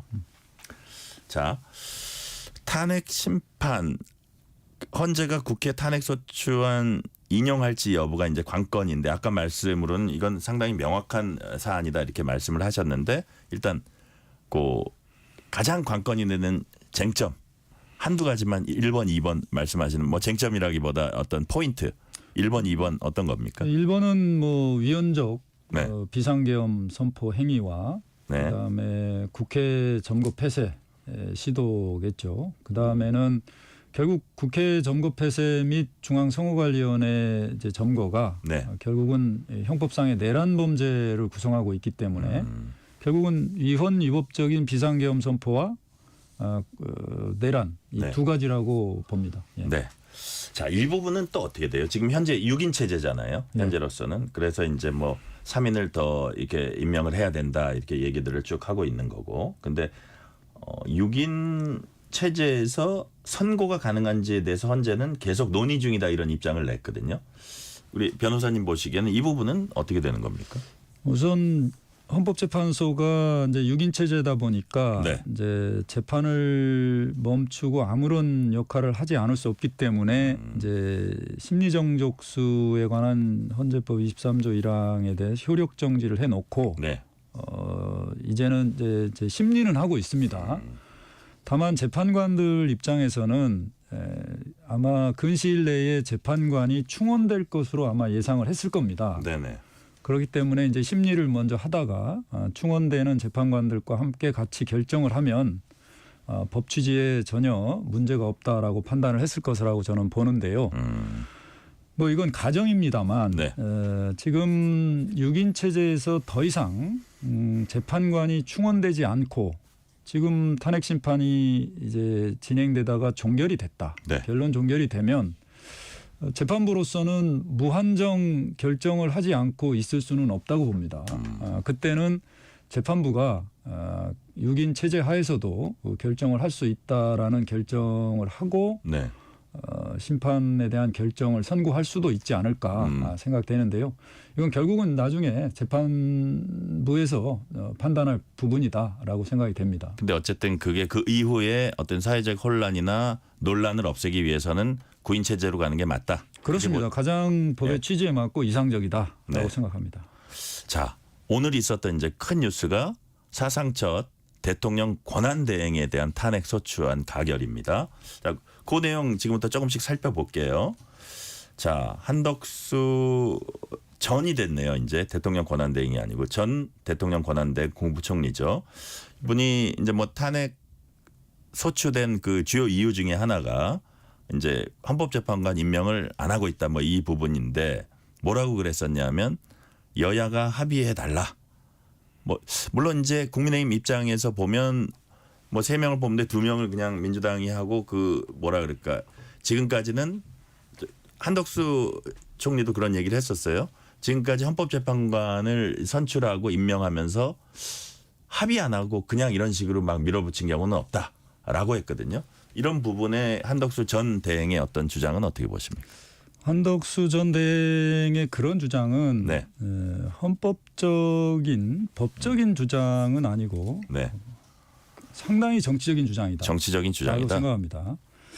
국회는 합의체 헌법기관이거든요. 네. 국회 내부에서 이제 여야든 뭐 국회의원들이 이제 설득과 타협을 통해서 일치된 의견으로 국회의사가 결정될 수도 있지만 국회 내에서 이견이 있어서 결국 합의에 이르지 못하면 다수결이라는 헌법상의 어떤 원칙에 따라서 국회의사가 결정이 되게 됩니다. 네. 이번 사안은 이제 후자라고 볼 수 있고요. 국회의사가 결정이 되면 그 다음은 대통령이 그 국회의사에 따라서 본인의 권한을 행사하면 되는 거예요. 합의건 어떤 표결이건. 그렇습니다. 예. 국회라는 곳이 반드시 합의를 거쳐야만 의사가 결정되는 것은 아니지 않습니까? 합의가 안 되면 표결해서 그 결정을 따른다. 그렇습니다. 그렇기 때문에 대통령으로서는 뭐 물론 국회 내에서의 여당이 합의가 안 된 그 국회 재판관 선출에 대해서 뭐 네. 비판을 하거나 비난을 할 수는 있지만 네. 대통령이 이미 국회 합의체 기관인 국회에서 선출한 재판관에 대해서 네. 다시 국회에 대해서 여야 간 합의를 해라라고 하는 것은 대통령이 할 수 있는 얘기가 아니다. 그건 대통령으로서는 본인의 권한 직무 범위에 들면은 네. 임명을 해야 되는 것이지 그거를 정치적인 이유를 들어서 임명을 하지 않는 것 이건 굉장히 문제가 있는 거고요. 그리고 대통령은 헌법기관의 구성에 관한 권한이 있음과 동시에 헌법상의 책무입니다. 네. 그렇기 때문에 국회가 선출한 재판관은 당연히 대통령으로서 헌법재판소가 제대로 기능할 수 있도록 재판관 임명을 해줘야 되는 겁니다. 더군다나 지금 6인 체제이기 때문에 헌법재판소가 제대로 기능하고 있지 못하지 않습니까? 네. 그렇기 때문에 이런 때일수록 대행으로서 각 헌법기관이 제대로 기능하고 국정을 안정시키기 위해서라도 최소한 재판관만큼은 임명을 했었어야 된다. 네. 그런데 이런 재판관 임명을 하지 않고 무슨 정치적인 주장을 했다는 것은 굉장히 그 실망스러운 것이다. 저는 이렇게 생각이 됩니다. 네. 그 약간 다른 각도에서 그 비슷한 질문을 한 2개 더 해볼게요. 예를 들어서 헌법 제 111조 2항과 3항은 국회에서 선출한 자를 대통령이 임명한다. 그렇다면 대통령 임명권을 헌법재판관을 임명하는 데 있어서 적극적으로 보는 것보다는 국회에서 뽑아온 사람을 그냥 단순한 행정적인 절차를 거치는 이런 개념으로 보는 건가요? 그렇습니다. 지금 헌법재판관 9명 중에서 대통령은 직접 3명을 뽑고요. 국회에서 3명을 선출한 사람을 대통령이 이제 임명하게 돼 있고 3명은 대법원장이 지명하는 사람을 대통령이 임명하게 돼 있습니다. 그래서 헌법은 그러니까 헌법재판관 중에서 국회 선출목 3명과 대법원장 지명 몫은 네. 국회와 대법원장에게 실질적 임명 권한을 부여한 것이다. 네. 그리고 그 차후의 임명 절차, 즉 대통령의 임명 절차는 형식적인 임명 권한이다라고 봅니다. 그렇기 네. 때문에 권한 대행이 아니더라도 대통령도 즉시 임명을 해야 되는 겁니다. 그런데 권한 대행이 그거를 임명하지 않고 있었다는 것.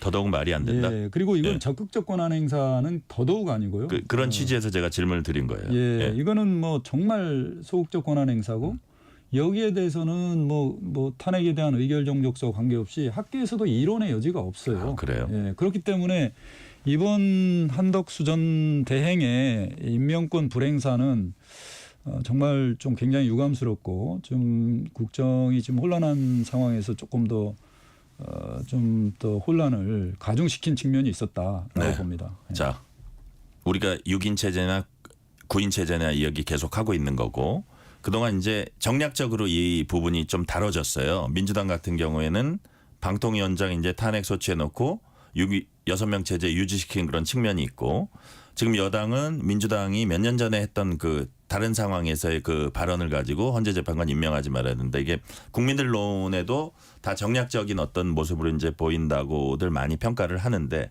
그럼에도 불구하고 어쨌든 이 논란과 혼란을 종식시키기 위해선 과거를 따지기보다는 9인 체제로 복원하는 게 당연히 맞다. 그렇습니다. 네네. 네, 그게 우리 헌법이 네. 규정하고 있는 바고 그래야 헌법재판소의 어떤 결정에 대해서도 더 네. 정당성과 신뢰성을 더 줄 수 있다라고 네. 생각합니다. 그게 또 4월이면 헌법재판관 2명 임기가 추가로 만료됩니다.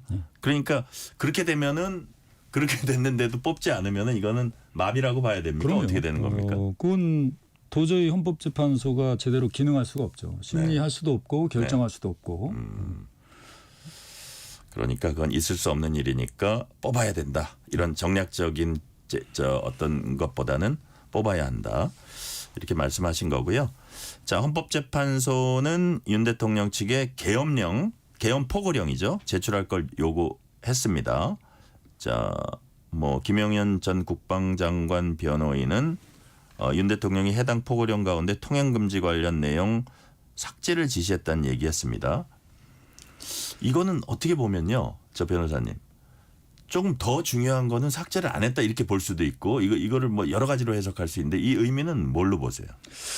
글쎄 구체적인 사실관계는 알 수 없고 네네. 그 변호인들을 통해서 이렇게 조각조각된 사실관계만 얘기를 하는데 네.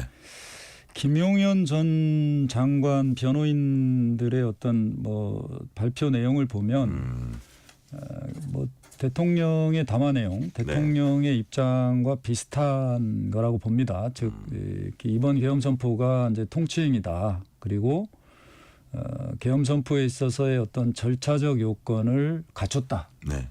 본인이 국방장관으로서 건의를 했고 건의를 하는 과정에서 포고령에 들어갈 내용을 대통령한테 올렸더니 네. 대통령이 경고성 계엄을 하기 위해서 일반 국민들의 기본권은 침해하지 말라. 그런 점에서 뭐 통행금지에 대해서 넣었더니 그 부분을 빼라. 그런 취지였나요? 했다는 것인데요. 네. 뭐 그거 하나만 갖고 뭐 면책이 될 수 있을까요? 근데 어떻게 보면 포고령을 검토했다는 거잖아요, 또. 뭐 지금 예.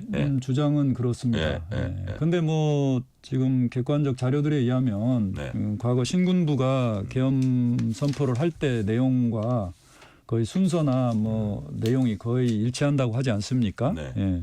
그런 점에서 실제 뭐 근데 지금 현재 나와 있는 포고령 내용만으로도 위헌성이 너무 농후하기 때문에 뭐 그런 부분이 있든지 없든지 간에 네네. 대통령의 탄핵 심판이나 내란 범죄에 대해서는 크게 영향을 미칠 것 같지는 않다라는 생각이 듭니다. 네. 자, 변호사님, 탄핵 심판 최종 판단에 이르기까지 앞으로 어떤 절차들이 남아 있습니까? 탄핵 심판은 반드시 구두 변론 절차를 거쳐야 됩니다. 네. 그리고 지금 준비 절차 기일이 이제 오늘 있었고요. 이제 네네. 1월 3일 날 준비 절차 기일이 두 번째인데 네. 1월 3일 준비 절차 기일이 끝남과 동시에 그 다음 주부터는 본격적으로 구두 변론 절차가 진행될 것으로 봅니다. 박근혜 대통령 탄핵 심판 때는 일주일에 2번 네. 또는 일주일에 3번씩 집중 심리를 했습니다. 그래서 17회 변론 절차가 있었는데요. 이번 윤 대통령의 경우에는 17회까지 변론 절차를 가져갈 것 같지는 않고 왜요? 아무래도 사실관계가 명확하고 증거가 상당히 객관적 증거가 충분하다고 보여지고요. 또 법리적으로도 그게 판단하는 데 있어서 어려움이 없다고 보여집니다. 그렇기 때문에 네. 많아야 구두 변론 절차는 10회. 많아야 10회 정도. 많아야 10회. 예, 많아야 10회고 아마 그보다는 더 적지 않을까. 그렇다면 1월 내에 변론 절차는 어느 정도 종결될 수 있다라고 보여집니다. 네. 물론 이건 어디까지 가정입니다. 이제 네네. 대통령 측에서도 얼마나 이제 적극적으로 협조하느냐에 따라 달라지고요. 증인이 몇 명이나 이제 채택되느냐에 따라 달라질 수는 있습니다만 일주일에 2번 내지 3번의 변론을 하면은 약 3주면은 뭐 거의 한 10번 가까운 변론이 이루어질 수 있거든요. 네네. 그 안에 증거 조사는 어느 정도 다 끝난다. 그러고 나서 변론이 종결되고 나서 재판관들이 파면 여부에 대한 결정을 하는 숙고의 시간이 필요하고 또 네. 결정문을 작성하는 시간은 약 2주 정도가 필요하다고 보거든요. 네네. 그렇게 된다면 2월 중순 전에는 네. 대통령 탄핵 심판에 관한 결정이 선고될 가능성이 매우 높다라고 저는 예상을 합니다. 우리 노 변호사님께서는 2월 중순 정도에는 네. 이제 결정이 나올 가능성이 높다. 네. 이렇게 예상을 하시는 거예요. 자, 질문 하나 더 드릴게요. 오늘 이제 국민의힘 측에서는 한덕수 대행 탄핵 소추안 가결된 다음에 자, 권한쟁의 심판 냈고 가처분 신청도 냈습니다. 이 부분은 어떻게 보세요? 우선 저도 이제 보도로만 봤는데요. 네. 이제 이 한덕수 전 권한대행에 대한 그 탄핵소추 가결 선포 행위에 대해서 직접적으로 권한을 침해받는다고 주장해야 될 사람은 네. 한덕수 전 총리입니다. 왜냐하면 권한이 정지됐지 않습니까? 예.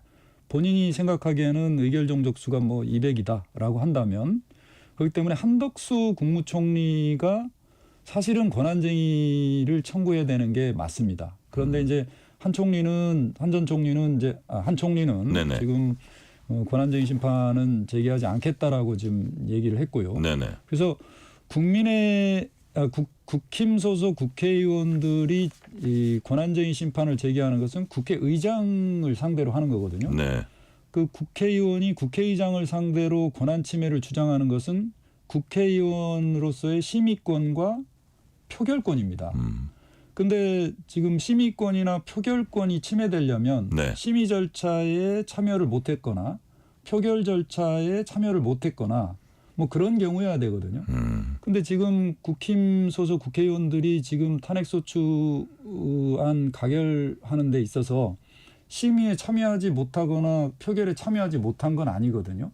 그런 점에서 저는 국힘 소속 국회의원들의 이번 권한쟁의 심판은 네. 권한 침해 가능성이 없어서 헌법재판소에서 각하될 가능성이 높다고 보여지고요. 네. 그래서 큰 실효성은 없을 것이다라고 보여집니다. 예. 근데 혹시 또 이런 얘기가 나와서 이게 실제로 그런지 그 한덕수 전 대행 권한쟁의 심판이나 가처분 처리가 이게 대통령 심판보다 우선한다, 먼저 해야 된다, 뭐 이건 또 무슨 얘기예요? 그거는 얘기가 되는 소리입니까? 아니면 전혀 별개의 겁니까? 왜냐하면 이것 때문에 저 대통령 본 그 심판이 조금 차질이나 영향을 받을 수 있다, 뭐 이런 취지 같은데 그럴 수가 있어요? 저는 그럴 가능성은 없다고 봅니다. 그래요? 뭐 대통령 탄핵 심판에 대해서는 뭐 논란의 여지가 없지 않습니까? 뭐 의결 정족수 문제라든가 네네. 그렇기 때문에 네, 대통령 탄핵 심판은 심판대로 가장 그대로 진행되는 거고 한덕수 총리에 대한 이제 탄핵 심판에 대해서는 심판 절차는 그렇게 진행되더라도 별도의 이제 권한쟁의 심판이 있거든요. 그래서 만에 하나 이제 한덕수 총리의 어떤 탄핵 심판, 이제 탄핵 소추 의결이 이제 의결된 부분이 권한 침해가 있다 그러면 아마 그 권한 침해 여부, 그러니까 국회에서 탄핵 소추를 가결한 것의 당부를 먼저 판단할 수는 있겠죠.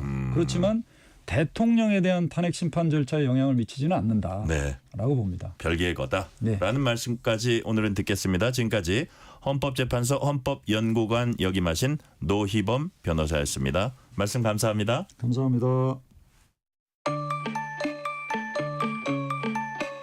퇴근길 당신과 함께 읽는 세상 이야기 KBS 일라디오 뉴스레터 K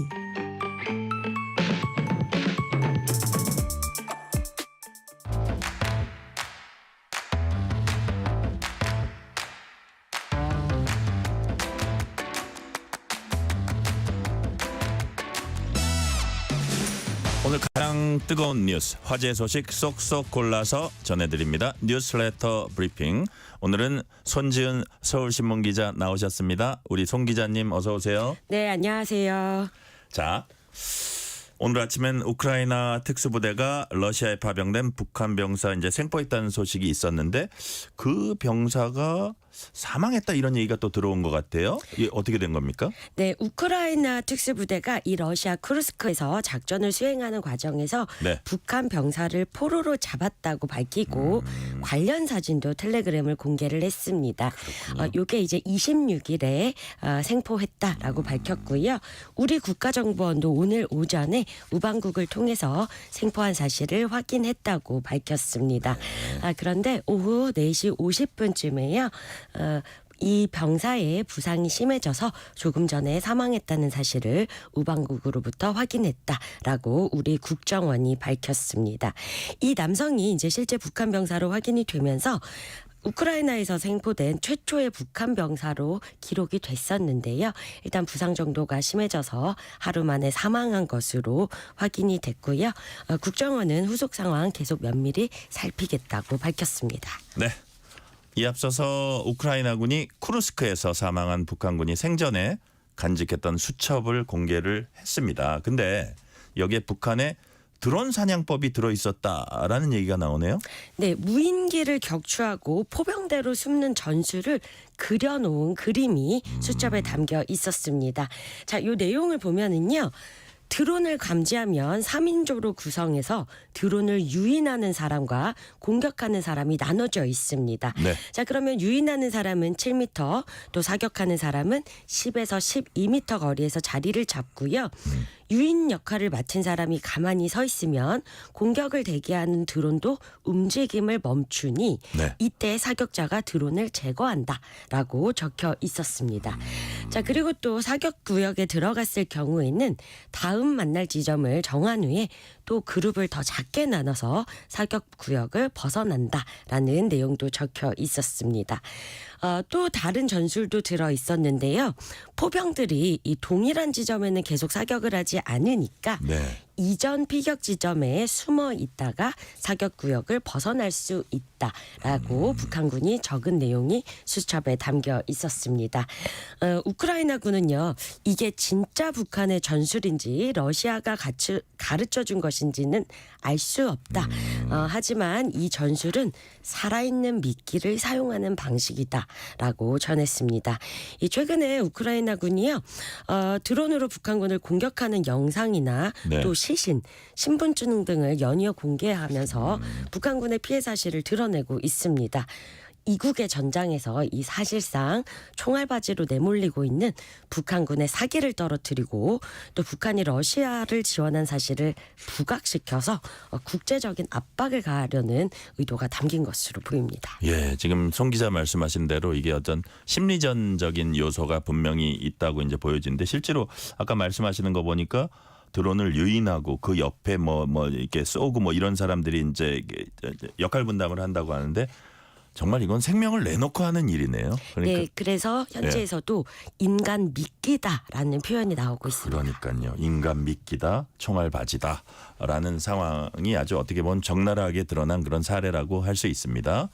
자, 부상당한 북한군이 러시아 모스크바 군병원에서 치료를 받고 있는 모습도 공개됐습니다. 이건 또 어떤 의미로 봐야 될지 모르겠어요. 네, 이 러시아 텔레그램 채널 파라펙스가 공개한 영상인데요.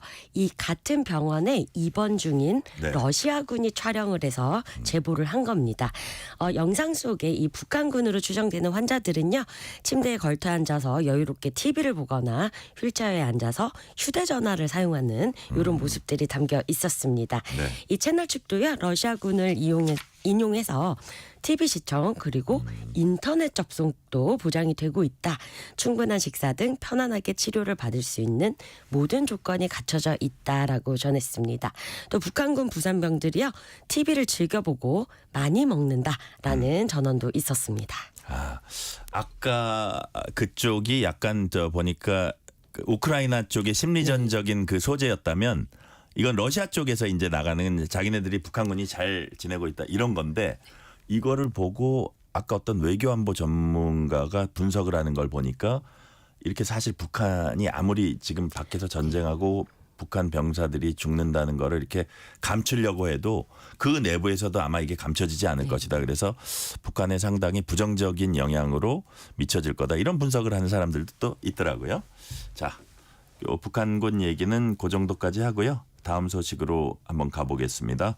카자흐스탄에서 여객기 추락으로 40명 가까운 사상자를 냈습니다. 그런데 그 사고 원인을 두고 의문이 커지고 있어요. 현재 어디까지 밝혀졌습니까? 네, 처음에는 셋대와 부딪혀서 사고가 난 것이다라는 분석이 나왔었는데 네. 일부 전문가들이요, 이 러시아가 전쟁 중인 우크라이나의 무인기로 착각을 해서 격추했을 가능성이 있다라고 지적을 하고 있습니다. 자, 이 사고는요, 현지 시간 25일이죠. 아제르바이잔의 수도 바쿠를 떠나서 러시아의 체첸공화국의 수도 그로즈니로 가던 여객기입니다. 이 카자흐스탄 서부 악타우 인근에서 추락을 했고요. 탑승객 67명 중에 38명이 숨지고 29명은 극적으로 생명을 건진 사고입니다. 네.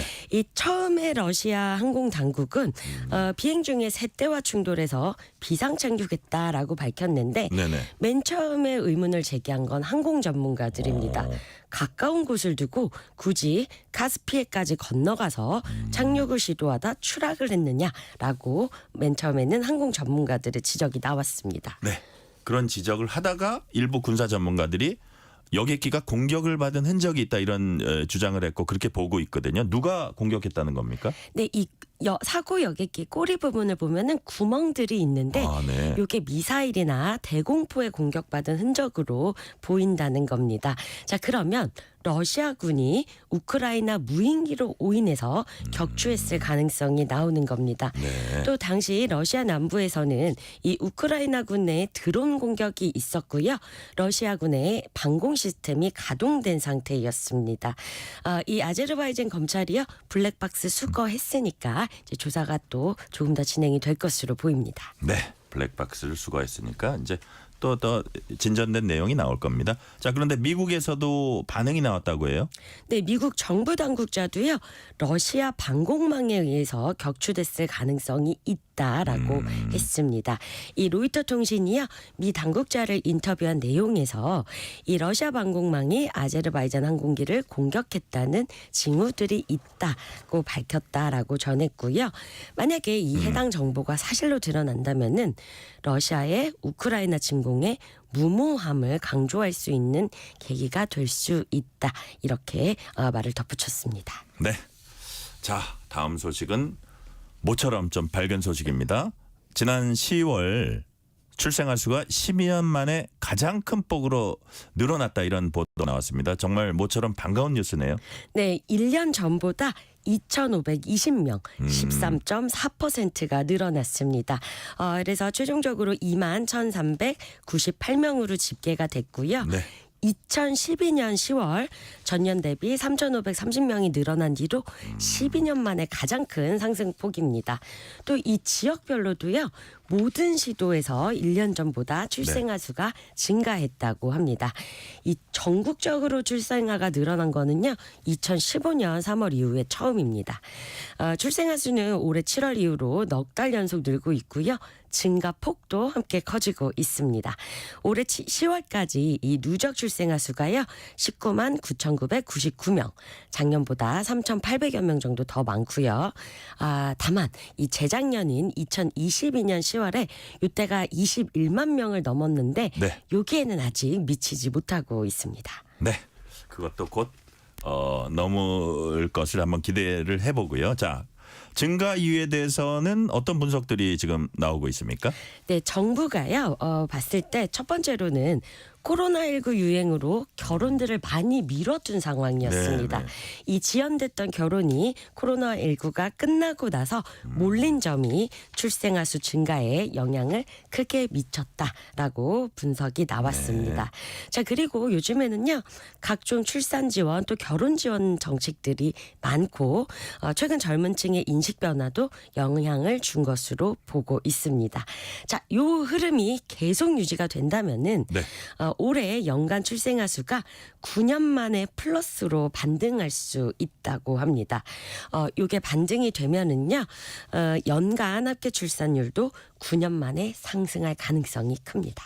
제발 좀 그렇게 됐으면 좋겠습니다. 오늘 말씀은 여기까지 듣겠습니다. 지금까지 손지은 서울신문 기자였습니다. 말씀 감사합니다. 감사합니다.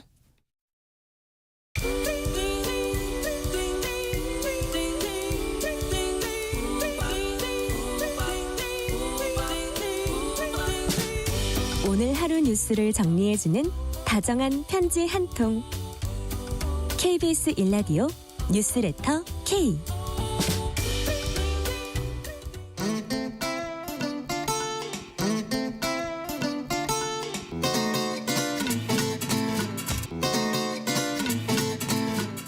다양한 문화계 전문가와 다양한 얘기 나눠보는 시간, 주말엔 문화 코너입니다. 올해 마지막 금요일인 오늘 2024년 문화계엔 어떤 일이 있었는지 총정리해보는 시간 가져봅니다. 김원식 문화평론가 나오셨습니다. 김원식 평론가님 어서 오세요. 네, 안녕하십니까. 오랜만에 뵈니까 더 반갑습니다. 오랜만에 해가 가기 전에. 네, 그래도 이렇게 마무리해 주시니까 너무 감사합니다. 아유, 저희가 더 감사하죠. 네. 오늘로 이제 올해가 나흘 남았습니다. 문화계에서도 참 많은 일이 있었는데 올해는 이런 해였다. 한마디로 어떻게 정리할 수 있을까요? 다사다난했다라는 말이 있는데요. 저는 네. 그냥 다사다양했다 이렇게 말씀을 드리겠습니다. 그래서 예. 문화계도 정말 많은 일들이 있었고요. 다만 고무적이었던 것은 이제 극장가도 그렇고 K-팝도 그렇고 좀 더 다양한 작품들 활동들이 이제 있었다라는 점에서 그래도 고무적이었다라고 생각합니다. 네. 올해 문화 이슈 가장 첫 번째로 알아볼 소식 뭡니까? 가장 최신 이슈라고 저는 생각이 드는데요. 최신 이슈요? 오징어 게임 2를 이제 말씀을 드리겠는데 어제 공개가 되면서 저도 지금 몽롱한 상황입니다. 밤새 와가지고요. 많이 보셨어요? 왜냐하면 전 세계적으로 너무 주목을 받고 있기 때문에 이게 아시는 분은 아시겠지만 제작비가 250억 들었는데 이 수익이 한 1조 원 정도 이렇게 돼서 지금 되게 피곤해 보이세요. 얼굴이 네. 진짜. 예. 밤을 그렇습니다. 새셨군요. 네, 그래서 봐야 되기 때문에 예. 봤는데 어쨌든 뭐 우리 사회에 어떤 여러 가지 많은 생각거리들이 많아요. 뭐 빚 문제라든지 전세 사기라든지 코인 뭐 이제 이슈도 있었고 뭐 도박, 약물 이런 각종 사연을 지닌 사람들이 여기에 참여를 하거든요. 그래서 네네. 우리 사회를 또 반추해 볼 수 있는 그런 대목이기도 하고 전세가 너무 주목을 이제 하기 때문에 네. 이런 점에서 좀 말씀을 드리고자 합니다. 네. 자, 시즌 1이 워낙 흥행에 성공했고 또 게임을 해석하는 방식도 이제 신선해서 시즌 2가 과연 그 정도 재미를 만들어낼 수 있을까 네. 이런 뭐 일부의 생각들도 상당히 네. 있습니다. 자, 그게 가능하다고 보시는지 또 네. 시즌 2의 관전 포인트는 뭐라고 보시는지요? 네, 일단 좀 그 기대감을 버리는 것이 중요한데요. 원래 그래요? 오징어 게임은 완성된 작품을 전제로 해가지고 시즌 1에 끝나는 거였어요. 근데 네네. 너무 반응이 좋다 보니까 이제 후속 시즌을 만든 건데 제가 이제 보니까 또 한 편을 만들어 가지고 두 편으로 쪼갰어요. 그래요? 그래서 시즌 2, 시즌 3로 지금 제작이 다 끝났거든요. 그래서 시즌 2는 지금 공개를 하고 아마 시즌 3는 여름이나 뭐 늦으면 겨울에 이제 공개한다고 했어요. 만들기는 만들었어요, 네. 벌써. 그러니까 결국 무슨 말씀이냐면 시즌 2는 좀 새로운 인물들 이야기들이 펼쳐져요. 그러니까 네. 우리가 작품을 보게 되면 새로운 인물과 이야기가 나오게 되면 좀 시간이 걸리죠. 그렇기 때문에 당장 시즌 1을 보셨던 분들은 주인공이 바로 복수를 해야지 뭐 이렇게 해결을 해야지라고 하지만 예. 새로운 인물이 등장하기 때문에 약간 좀 지루할 수 있다라는 점에서 시즌 3까지 좀 지켜보시는 것이 필요하다는 점 말씀을 드리고자 합니다. 자, 근데 아주 단순하게 여쭤볼게요. 네. 밤새서 보셨다고 했으니까 재밌다, 재미없다. 재미있는 포인트에서 갑자기 7편이 끝납니다. 아, 그래요? 어쨌든 기본적으로는 재밌다. 네, 한국 드라마의 기본적인 속성이 다음 편을 기대하게 만드는 그런 그러니까요. 속성이 있잖아요. 다음 이 시간에. 그래서 7편이 정말 재밌더군요. 그러니까요. 자, 올해 가장 대박 콘텐츠로 흑백 요리사 또 꼽는 분들도 많은데 그만큼 뭐 반면에 또 드라마는 침체 상태다. 특히 시즌 2의 저주가 있다. 이런 말씀까지 하시는 분들도 있어요. 네. 자, 그럼에도 불구하고 우리 김원식 평론가님께서는 오징어 게임이 콘텐츠 네. 시장에 활기는 불어넣을 거다 이렇게 보십니까? 일단 화제는 계속 많이 될 겁니다. 그래요? 그래서 연말부터 연초까지 또 많은 유통가에서 이제 협업을 하고 있는데 네. 그렇기 때문에 이제 아마 여름까지도 계속 화제가 될 것 같고요. 근데 너무 오징어 게임만 좀 말씀을 드리는데 네. 올 한 해 같은 경우는 선제업고 티어 같은 드라마가 전혀 예상을 못했는데 네. 거의 뭐 6, 7배의 수익을 올려서 가성비가 최고 좋은 드라마였고 뭐 눈물의 여왕이라든지 또 국국 열풍을 불러일으켰던 정년이 같은 드라마. 네네. 그래서 국내의 그 지상파나 케이블 TV 드라마들이 선전했어요. 그래서 뭐 영국의 NM이라든지 시사타임즈에서도 굉장히 호평을 했기 때문에 다양한 작품들이 많이 나왔다. 그래서 한국인들이 즐겨보는 드라마들이 세계인과 공감을 일으키는 그런 2024년이었고 내년에도 충분히 그런 다양한 작품들이 사랑받을 것 같습니다. 네, 지금 말씀하신 거는 우리가 어느 한 부분만 이렇게 집중할 게 아니라 알고 보면 상당히 다양한 재미있는 그렇습니다. 드라마들이 있었다는 얘기를 지금 해주셨고요. 자, 약간 장르를 바꿔볼게요. 다음으로 알아볼 올해 이슈 어떤 게 있습니까? 바로 한강 작가의 노벨 문학상 수상을 빼놓을 수가 없죠. 그러니까요. 그래서 활용 점정이다 이런 얘기를 하는데 그동안 우리가 대중문학에선 뭐 클래식이나 뮤지컬 등에서도 선전을 많이 했었는데 우리가 참 노벨 문학상 결국에는 못 받는 거 아니냐라는 생각이 들었었고 올해도 예상을 참 못했습니다. 그래서 한강 작가의 수상을 예측한 사람이 있긴 있었어요. 그런데 대부분 10년, 15년, 한 20년 뒤에 받을 거다 이렇게 그러니까요. 되게 예측을 했었잖아요. 예. 그래서 어떻게 보면 우리 문화예술이 세계적으로 인정을 받았는데 문화만 좀 아쉬웠는데 이번에 완전히 그것을 이제 인정을 받았다라는 점에서 뽑지 않을 수가 없고요. 그다음에 중요한 거는 많은 분들이 같이 먹고 살 수 있는 계기를 전해줬어요. 그래서 그러니까요. 인쇄업 하시는 분이나 종이 재지업 하시는 분이나 너무 피곤한데도 기분 좋게 이렇게 일을 하셨는데 앞으로도 이제 좋은 작품들을 더 많이 쓸 수 있도록 작가들한테 용기를 또 불어 넣어준 것 같고 미래 세대한테도 참 고무적이었다고 저는 생각을 합니다. 그러니까요. 그 한강 작가 말고도 다른 작가들, 젊은 작가들한테도 뭐 의뢰가 들어오고 접촉이 들어오고 많이 그런 영향도 미쳤다고 해요. 그렇습니다. 실제로 이제 해외의 프랑크푸르트 도서전이나 이런 데서 네. 한 30% 정도 증가를 했고 심지어는 뭐 2억 원의 선인세, 뭐 1억 원의 선인세를 이제 주겠다라고 하면서 우리 문학 작품들을 가지고 가려고 하는 해외 네. 출판사들의 적극적인 움직임도 있었습니다. 네네. 아까 말씀하신 대로 수상이 결정되고 나서 한강 작가 책이 품귀 현상이 이제 일 정도였습니다. 초판은 중고 거래가도 굉장히 비싸게 책정이 되기도 했고요. 이런 현상은 또 어떻게 보셨어요? 일단은 그 국민 독서율이 굉장히 낮다 이런 얘기 많이 하잖아요. 그러니까요. 그런데 제가 거꾸로 생각을 해보니까 국민 여러분께서 읽을 만한 책이 없으셨던 게 아닌가라는 생각이 들고 돈을 내서 책을 구입할 만한 그런 작품들이 없었기 때문이 아닌가 싶어서 결국에는 국민들이 종이책을 사고 싶어하는 작품들을 많이 만들어내는 게 중요할 것 같고요. 책 읽는 문화도 중요하지만 저는 좋은 작가들을 발굴하는 창작 지원 제도도 굉장히 중요한 것 같아요. 많은 미디어에서 보면은 번역 지원을 제대로 해야 뭐 우리 작품이 인정을 받는다고 그러는데 지금 젊은 세대한테는 창작 지원이 굉장히 절실하거든요. 왜냐하면 한강 작가의 작품을 보셨을 때 굉장히 어렵다라는 느낌 많이 가지잖아요. 네네. 그런 작품 세계를 수십 년 동안 한다는 거는 굉장히 각고의 노력이 필요한 건데 그렇죠. 그러려면은 청년 작가들의 지원책을 좀 이 시간엔 좀 강조를 하고 싶습니다. 네. 자, 한강 작가의 강연도 많은 분들에게 울림을 줬습니다. 과거가 현재를 도울 수 있는가? 죽은 자가 산 자를 구할 수 있는가?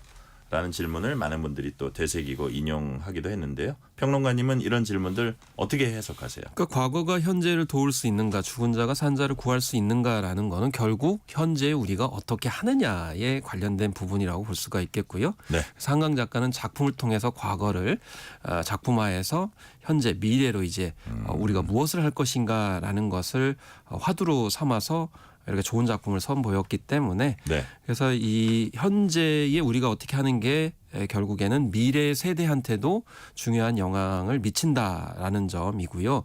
또 한편으로는 과거의 아픈 혹은 잘못된 부분들을 제대로 바로잡지 않으니까 다시 또 잘못된 역사가 반복될 수 있다. 뭐 쿠데타 관련해서도 비상계엄 관련해서도 이런 얘기들이 많이 온 것 같아요. 그래서 한강 작가가 상을 받았을 때는 약간 좀 너무 일찍 받은 거 아닌가 이렇게 생각이 들었지만 이 한국의 상황을 보게 되면 오히려 상을 제대로 임자한테 주었다라는 이야기가 나오는 그런 2024년이었습니다.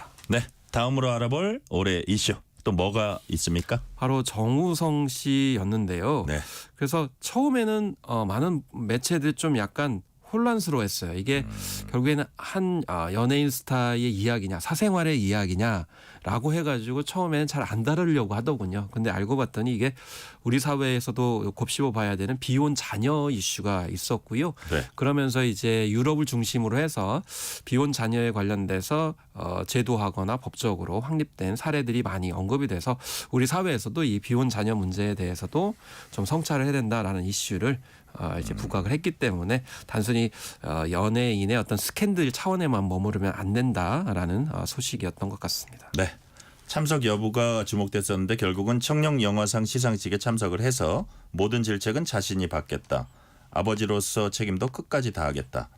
뭐 여론은 좀 엇갈리기도 했는데 평론가님은 어떻게 보셨어요? 네, 일단 KBS가 엄청 주목을 받았어요. 왜냐하면 청룡 영화상 시상식을 여기서 이제 했기 때문인데, 근데 이제 질책을 받겠다라고 하면서 이제 관심을 모았던 것이 아버지로서 책임을 다하겠다라는 부분이었습니다. 그런데 그 아버지로서의 책임 부분이 어떤 것이냐라고 했을 때 결국 정우성 씨는 결혼을 하지 않은 상황에서 이제 아버지로서의 역할을 다하겠다라는 것이었거든요. 그래서 양육비에 관련돼서 우리 사회의 현실을 바라보는 또 이슈도 제공을 했습니다. 그래서 양육비를 제대로 지급하지 않는 사람들 비중이 굉장히 높기 때문에 이런 법적 제도적인 문제에 대한 이슈도 있었고요. 그리고 이제 아버지로서 책임한다는 것이 양육비뿐만 아니고 또 일부에서는 뭐 이제 재산 분할에 관련돼서도 이제 이야기가 나왔었는데 그 부분은 좀 약간 옆으로 센 것 같고 그래서 우리 사회의 대한가족 문제 이런 것까지도 아버지의 어떤 역할 책임 관점에서 이제 살펴볼 수가 있었습니다. 네. 안타까운 일들도 있었습니다. 어떤 일이 있었습니까? 네, 일단 정우성 씨 뭐 사연에 이어가지고 이제 잊을 수 없는 것은 이선균 씨의 죽음이었죠. 네. 그래서 오늘로 이제 일주기를 맞이를 했는데요. 근데 이제 이게 문화예술계 같은 경우에는 이게 누구나 이런 피해자가 될 수 있기 때문에 안전장치가 마련이 돼야 된다 이런 주장을 했습니다. 왜냐하면 일단 이 수사 정보가 무방비로 이제 유출이 되는 그런 상황이 있었기 때문에 그래서 어떻게 이런 수상 정보가 유출될 수 있는지에 관련돼서 문화예술계에서 관련법을 좀 제정을 해야 된다라는 이런 이제 지적이 있었고 또 그건 현재 아직 법안이 이제 계류 중인 그런 상황이 되겠습니다. 네. 이성균 씨도 그렇지만 올해 우리 곁을 떠나가신 문화계 분들 많았어요. 네, 그래서 시바지라는 영화의 시나리오를 썼던 송기란 작가, 김권택 감독과 굉장히 많이 작업을 했었는데요. 그렇죠. 뭐 예를 들면 뭐 짜코라든지 길소뜸, 티켓 같은 그런 작품을 썼었고. 또 이 명자 아끼고 쏘냐라는 이장호 감독의 작품에 이제 시나리오도 썼던 분인데 안타깝게 유명을 달리했고 또 특히 김수미 씨가 갑자기 타계를 하는 바람에 전원일기로 국민 엄마였었고 또 그 이후에는 코믹한 연기 또 예능 프로그램에선 요리 솜씨까지 선을 보였었는데 너무 이제 갑작스런 타계의 이제 애도의 목소리가 있었고요. 특히 쓴 일기를 중심으로 이제 신간 서적까지 나오게 되면서 조연 배우론에 대해서 한번 다시 또 부각을 시켜줬습니다. 그리고 아침 이슬이자 또 대학로 소극장 학전을 이끌었던 김민기 씨도 올해 세상을 떠나서 또 갑작스럽습니다. 이제 위암 진단을 받고 통원 치료를 해왔었는데 병세가 악화돼서 타계라는 그런 상황이었고요. 특히 뭐 학전은 이제 새롭게 아르코 꿈박극장으로 이제 거듭나게 됐습니다. 그리고 트롯계에도 보면은 이제 현철 씨하고 방실이 씨가 또 세상을 떠나가지고 또 안타까움이 있었습니다. 그렇군요. 자, 되돌아보니까 많이 떠나셨네요. 네. 자, 올해 문화계 이슈, 특히 갈등적인 이슈 중에 지금 진행 중인 게 있습니까? 바로 이제 미니진과 이제 하이브의 갈등 상황이라 볼 수가 이제 있겠습니다. 특히나 이제 뉴진스가 전속 계약 해지를 이제 통보를 하게 되면서 전례가 없는 그런 상황이 됐습니다. 왜냐하면 아이돌 멤버들이 먼저 전속 계약을 일방적으로 해지하는 경우가 없거든요. 가처분 소송부터 먼저 하게 되는데 그래서 민진 씨하고 하이브의 분쟁 상황 속에서 이제 아이돌이 자신의 소속사 전 대표의 편을 들게 주게 되면서 전대 미문의 이제 일이 벌어지고 있는 그런 상황인데요. 워낙 우리 K-팝이 전 세계적으로 주목을 받다 보니까 또 전 세계적으로 인기를 끌고 있는 아이돌 그룹 뉴진스다 보니까 큰 이슈가 돼서 한편으로는 우리 K-팝이 화려하지만 경영 리스크 혹은 매니지먼트에 있어서 문제는 없는지에 대해서 성찰해 볼 수 있는 그런 계기로 좀 삼아야 될 것 같습니다. K-팝의 경영 리스크 매너지먼트 문제도 한번 살펴보자는 말씀해 주셨는데 그런 와중에도 K-팝 위상에는 큰 흔들림은 없었던 것 같습니다. 아까 올해 예능으로 흑백 요리사 이제 많은 분들이 꼽았는데 아마 올해 노래는 로제 아파트 아닐까 하는 분들도 많아요. 네, 그렇습니다. 그래서 K-팝은 뭐 블랙핑크하고 방탄소년단이 개별 활동을 하는 그런 상황. 방탄소년단은 지금 현재 군백기인 상황이죠. 그럼에도 불구하고 뭐 다양한 그룹들이 활약을 많이 했습니다. 뭐 세븐틴이나 스트레이키즈도 있었고 또 트와이스가 10년 차 됐는데도 북미에 이제 진출을 했었고요. 에스파도 뭐 굉장히 K-팝다운 역동적인 노래로 주름을 잡았습니다. 이 가운데 로제 아파트는 K-팝의 어떤 칼군 문화 역동적인 기존 인식을 벗어나서 친구같이 같이 노는 어떤 모습에 그런 친근한 이미지에다가 한국의 아파트 현상을 놀이와 연결시켜가지고 엄청나게 후반부에 큰 인기를 끌었고 아직 그 인기는 진행 중이기 때문에 뭐 결산을 하기에는 이르다라는 생각이 좀 들 정도로 골고루 K-팝은 올해 활약을 했던 한 해가 아닌가 싶습니다. 기성세대들은 윤수일의 아파트 생각하는데 로제 아파트 정말 대단했습니다. 대단했습니다. 자, 시간은 이제 거의 다 됐지만 마지막 질문 드릴게요. 엊그제 저희도 이제 소식 전했었는데 스트레이 키즈가 빌보드 사상 최초의 기록 세운 것도 이제 주목받을 만하죠. 네, 그렇습니다. 6개 앨범이 연속으로 차트 1위를 차지한 그런 상황인데요. 특히 북미와 중미 등지에서 굉장히 큰 인기를 끌고 있습니다. 그리고 스트레이키즈는 자율형 아이돌입니다. 요즘에 전반적으로 아이돌의 특징은 네. 기획사가 시키는 대로 하는 게 아니고 자기 자신이 프로듀싱하고 작사 작곡하고 안무도 직접 짜면서 그 팀 리더가 모든 것을 조율하는 측면이거든요. 그래서 이 스트레이키즈도 이런 자율형 아이돌의 대표적인 아이콘이기 때문에 앞으로도 이제 행보가 주목이 되는데 다만 빌보드에서 핫백 싱글 차트에는 아직 상위권에 이르지 못해서 2025년에는 좀 더 대중적인 곡으로 이 싱글곡으로도 활약을 더 할 수 있지 않을까라는 생각이 들고 올해도 이 세븐틴은 최고의 음반 판매 수를 기록하는 등 음반 판매량에서도 이제 우리 K-팝이 활약을 하고 있습니다. 예, 자율형 아이돌 스트레이 키즈 얘기까지 오늘 말씀 듣겠습니다. 지금까지 김원식 문화평론가였습니다. 말씀 감사합니다. 네, 감사합니다. 0184님이 올해 노벨 문학상이 가져다준 감동, 국민적 자존감 너무너무 대단했는데 독자는 언제나 기다립니다. 새로운 작품, 새로운 감동을 감사합니다 해주셨군요. 오늘 뉴스레터 K는 여기까지입니다. 끝곡으로는 오태호의 기억 속의 멜로디 듣겠습니다. 커피 쿠폰 당첨자 명단은 뉴스레터 K 홈페이지 확인해 주시고요. 오늘도 함께해 주신 청취자 여러분 진심으로 감사드립니다. 지금까지 뉴스레터 K 전종철입니다.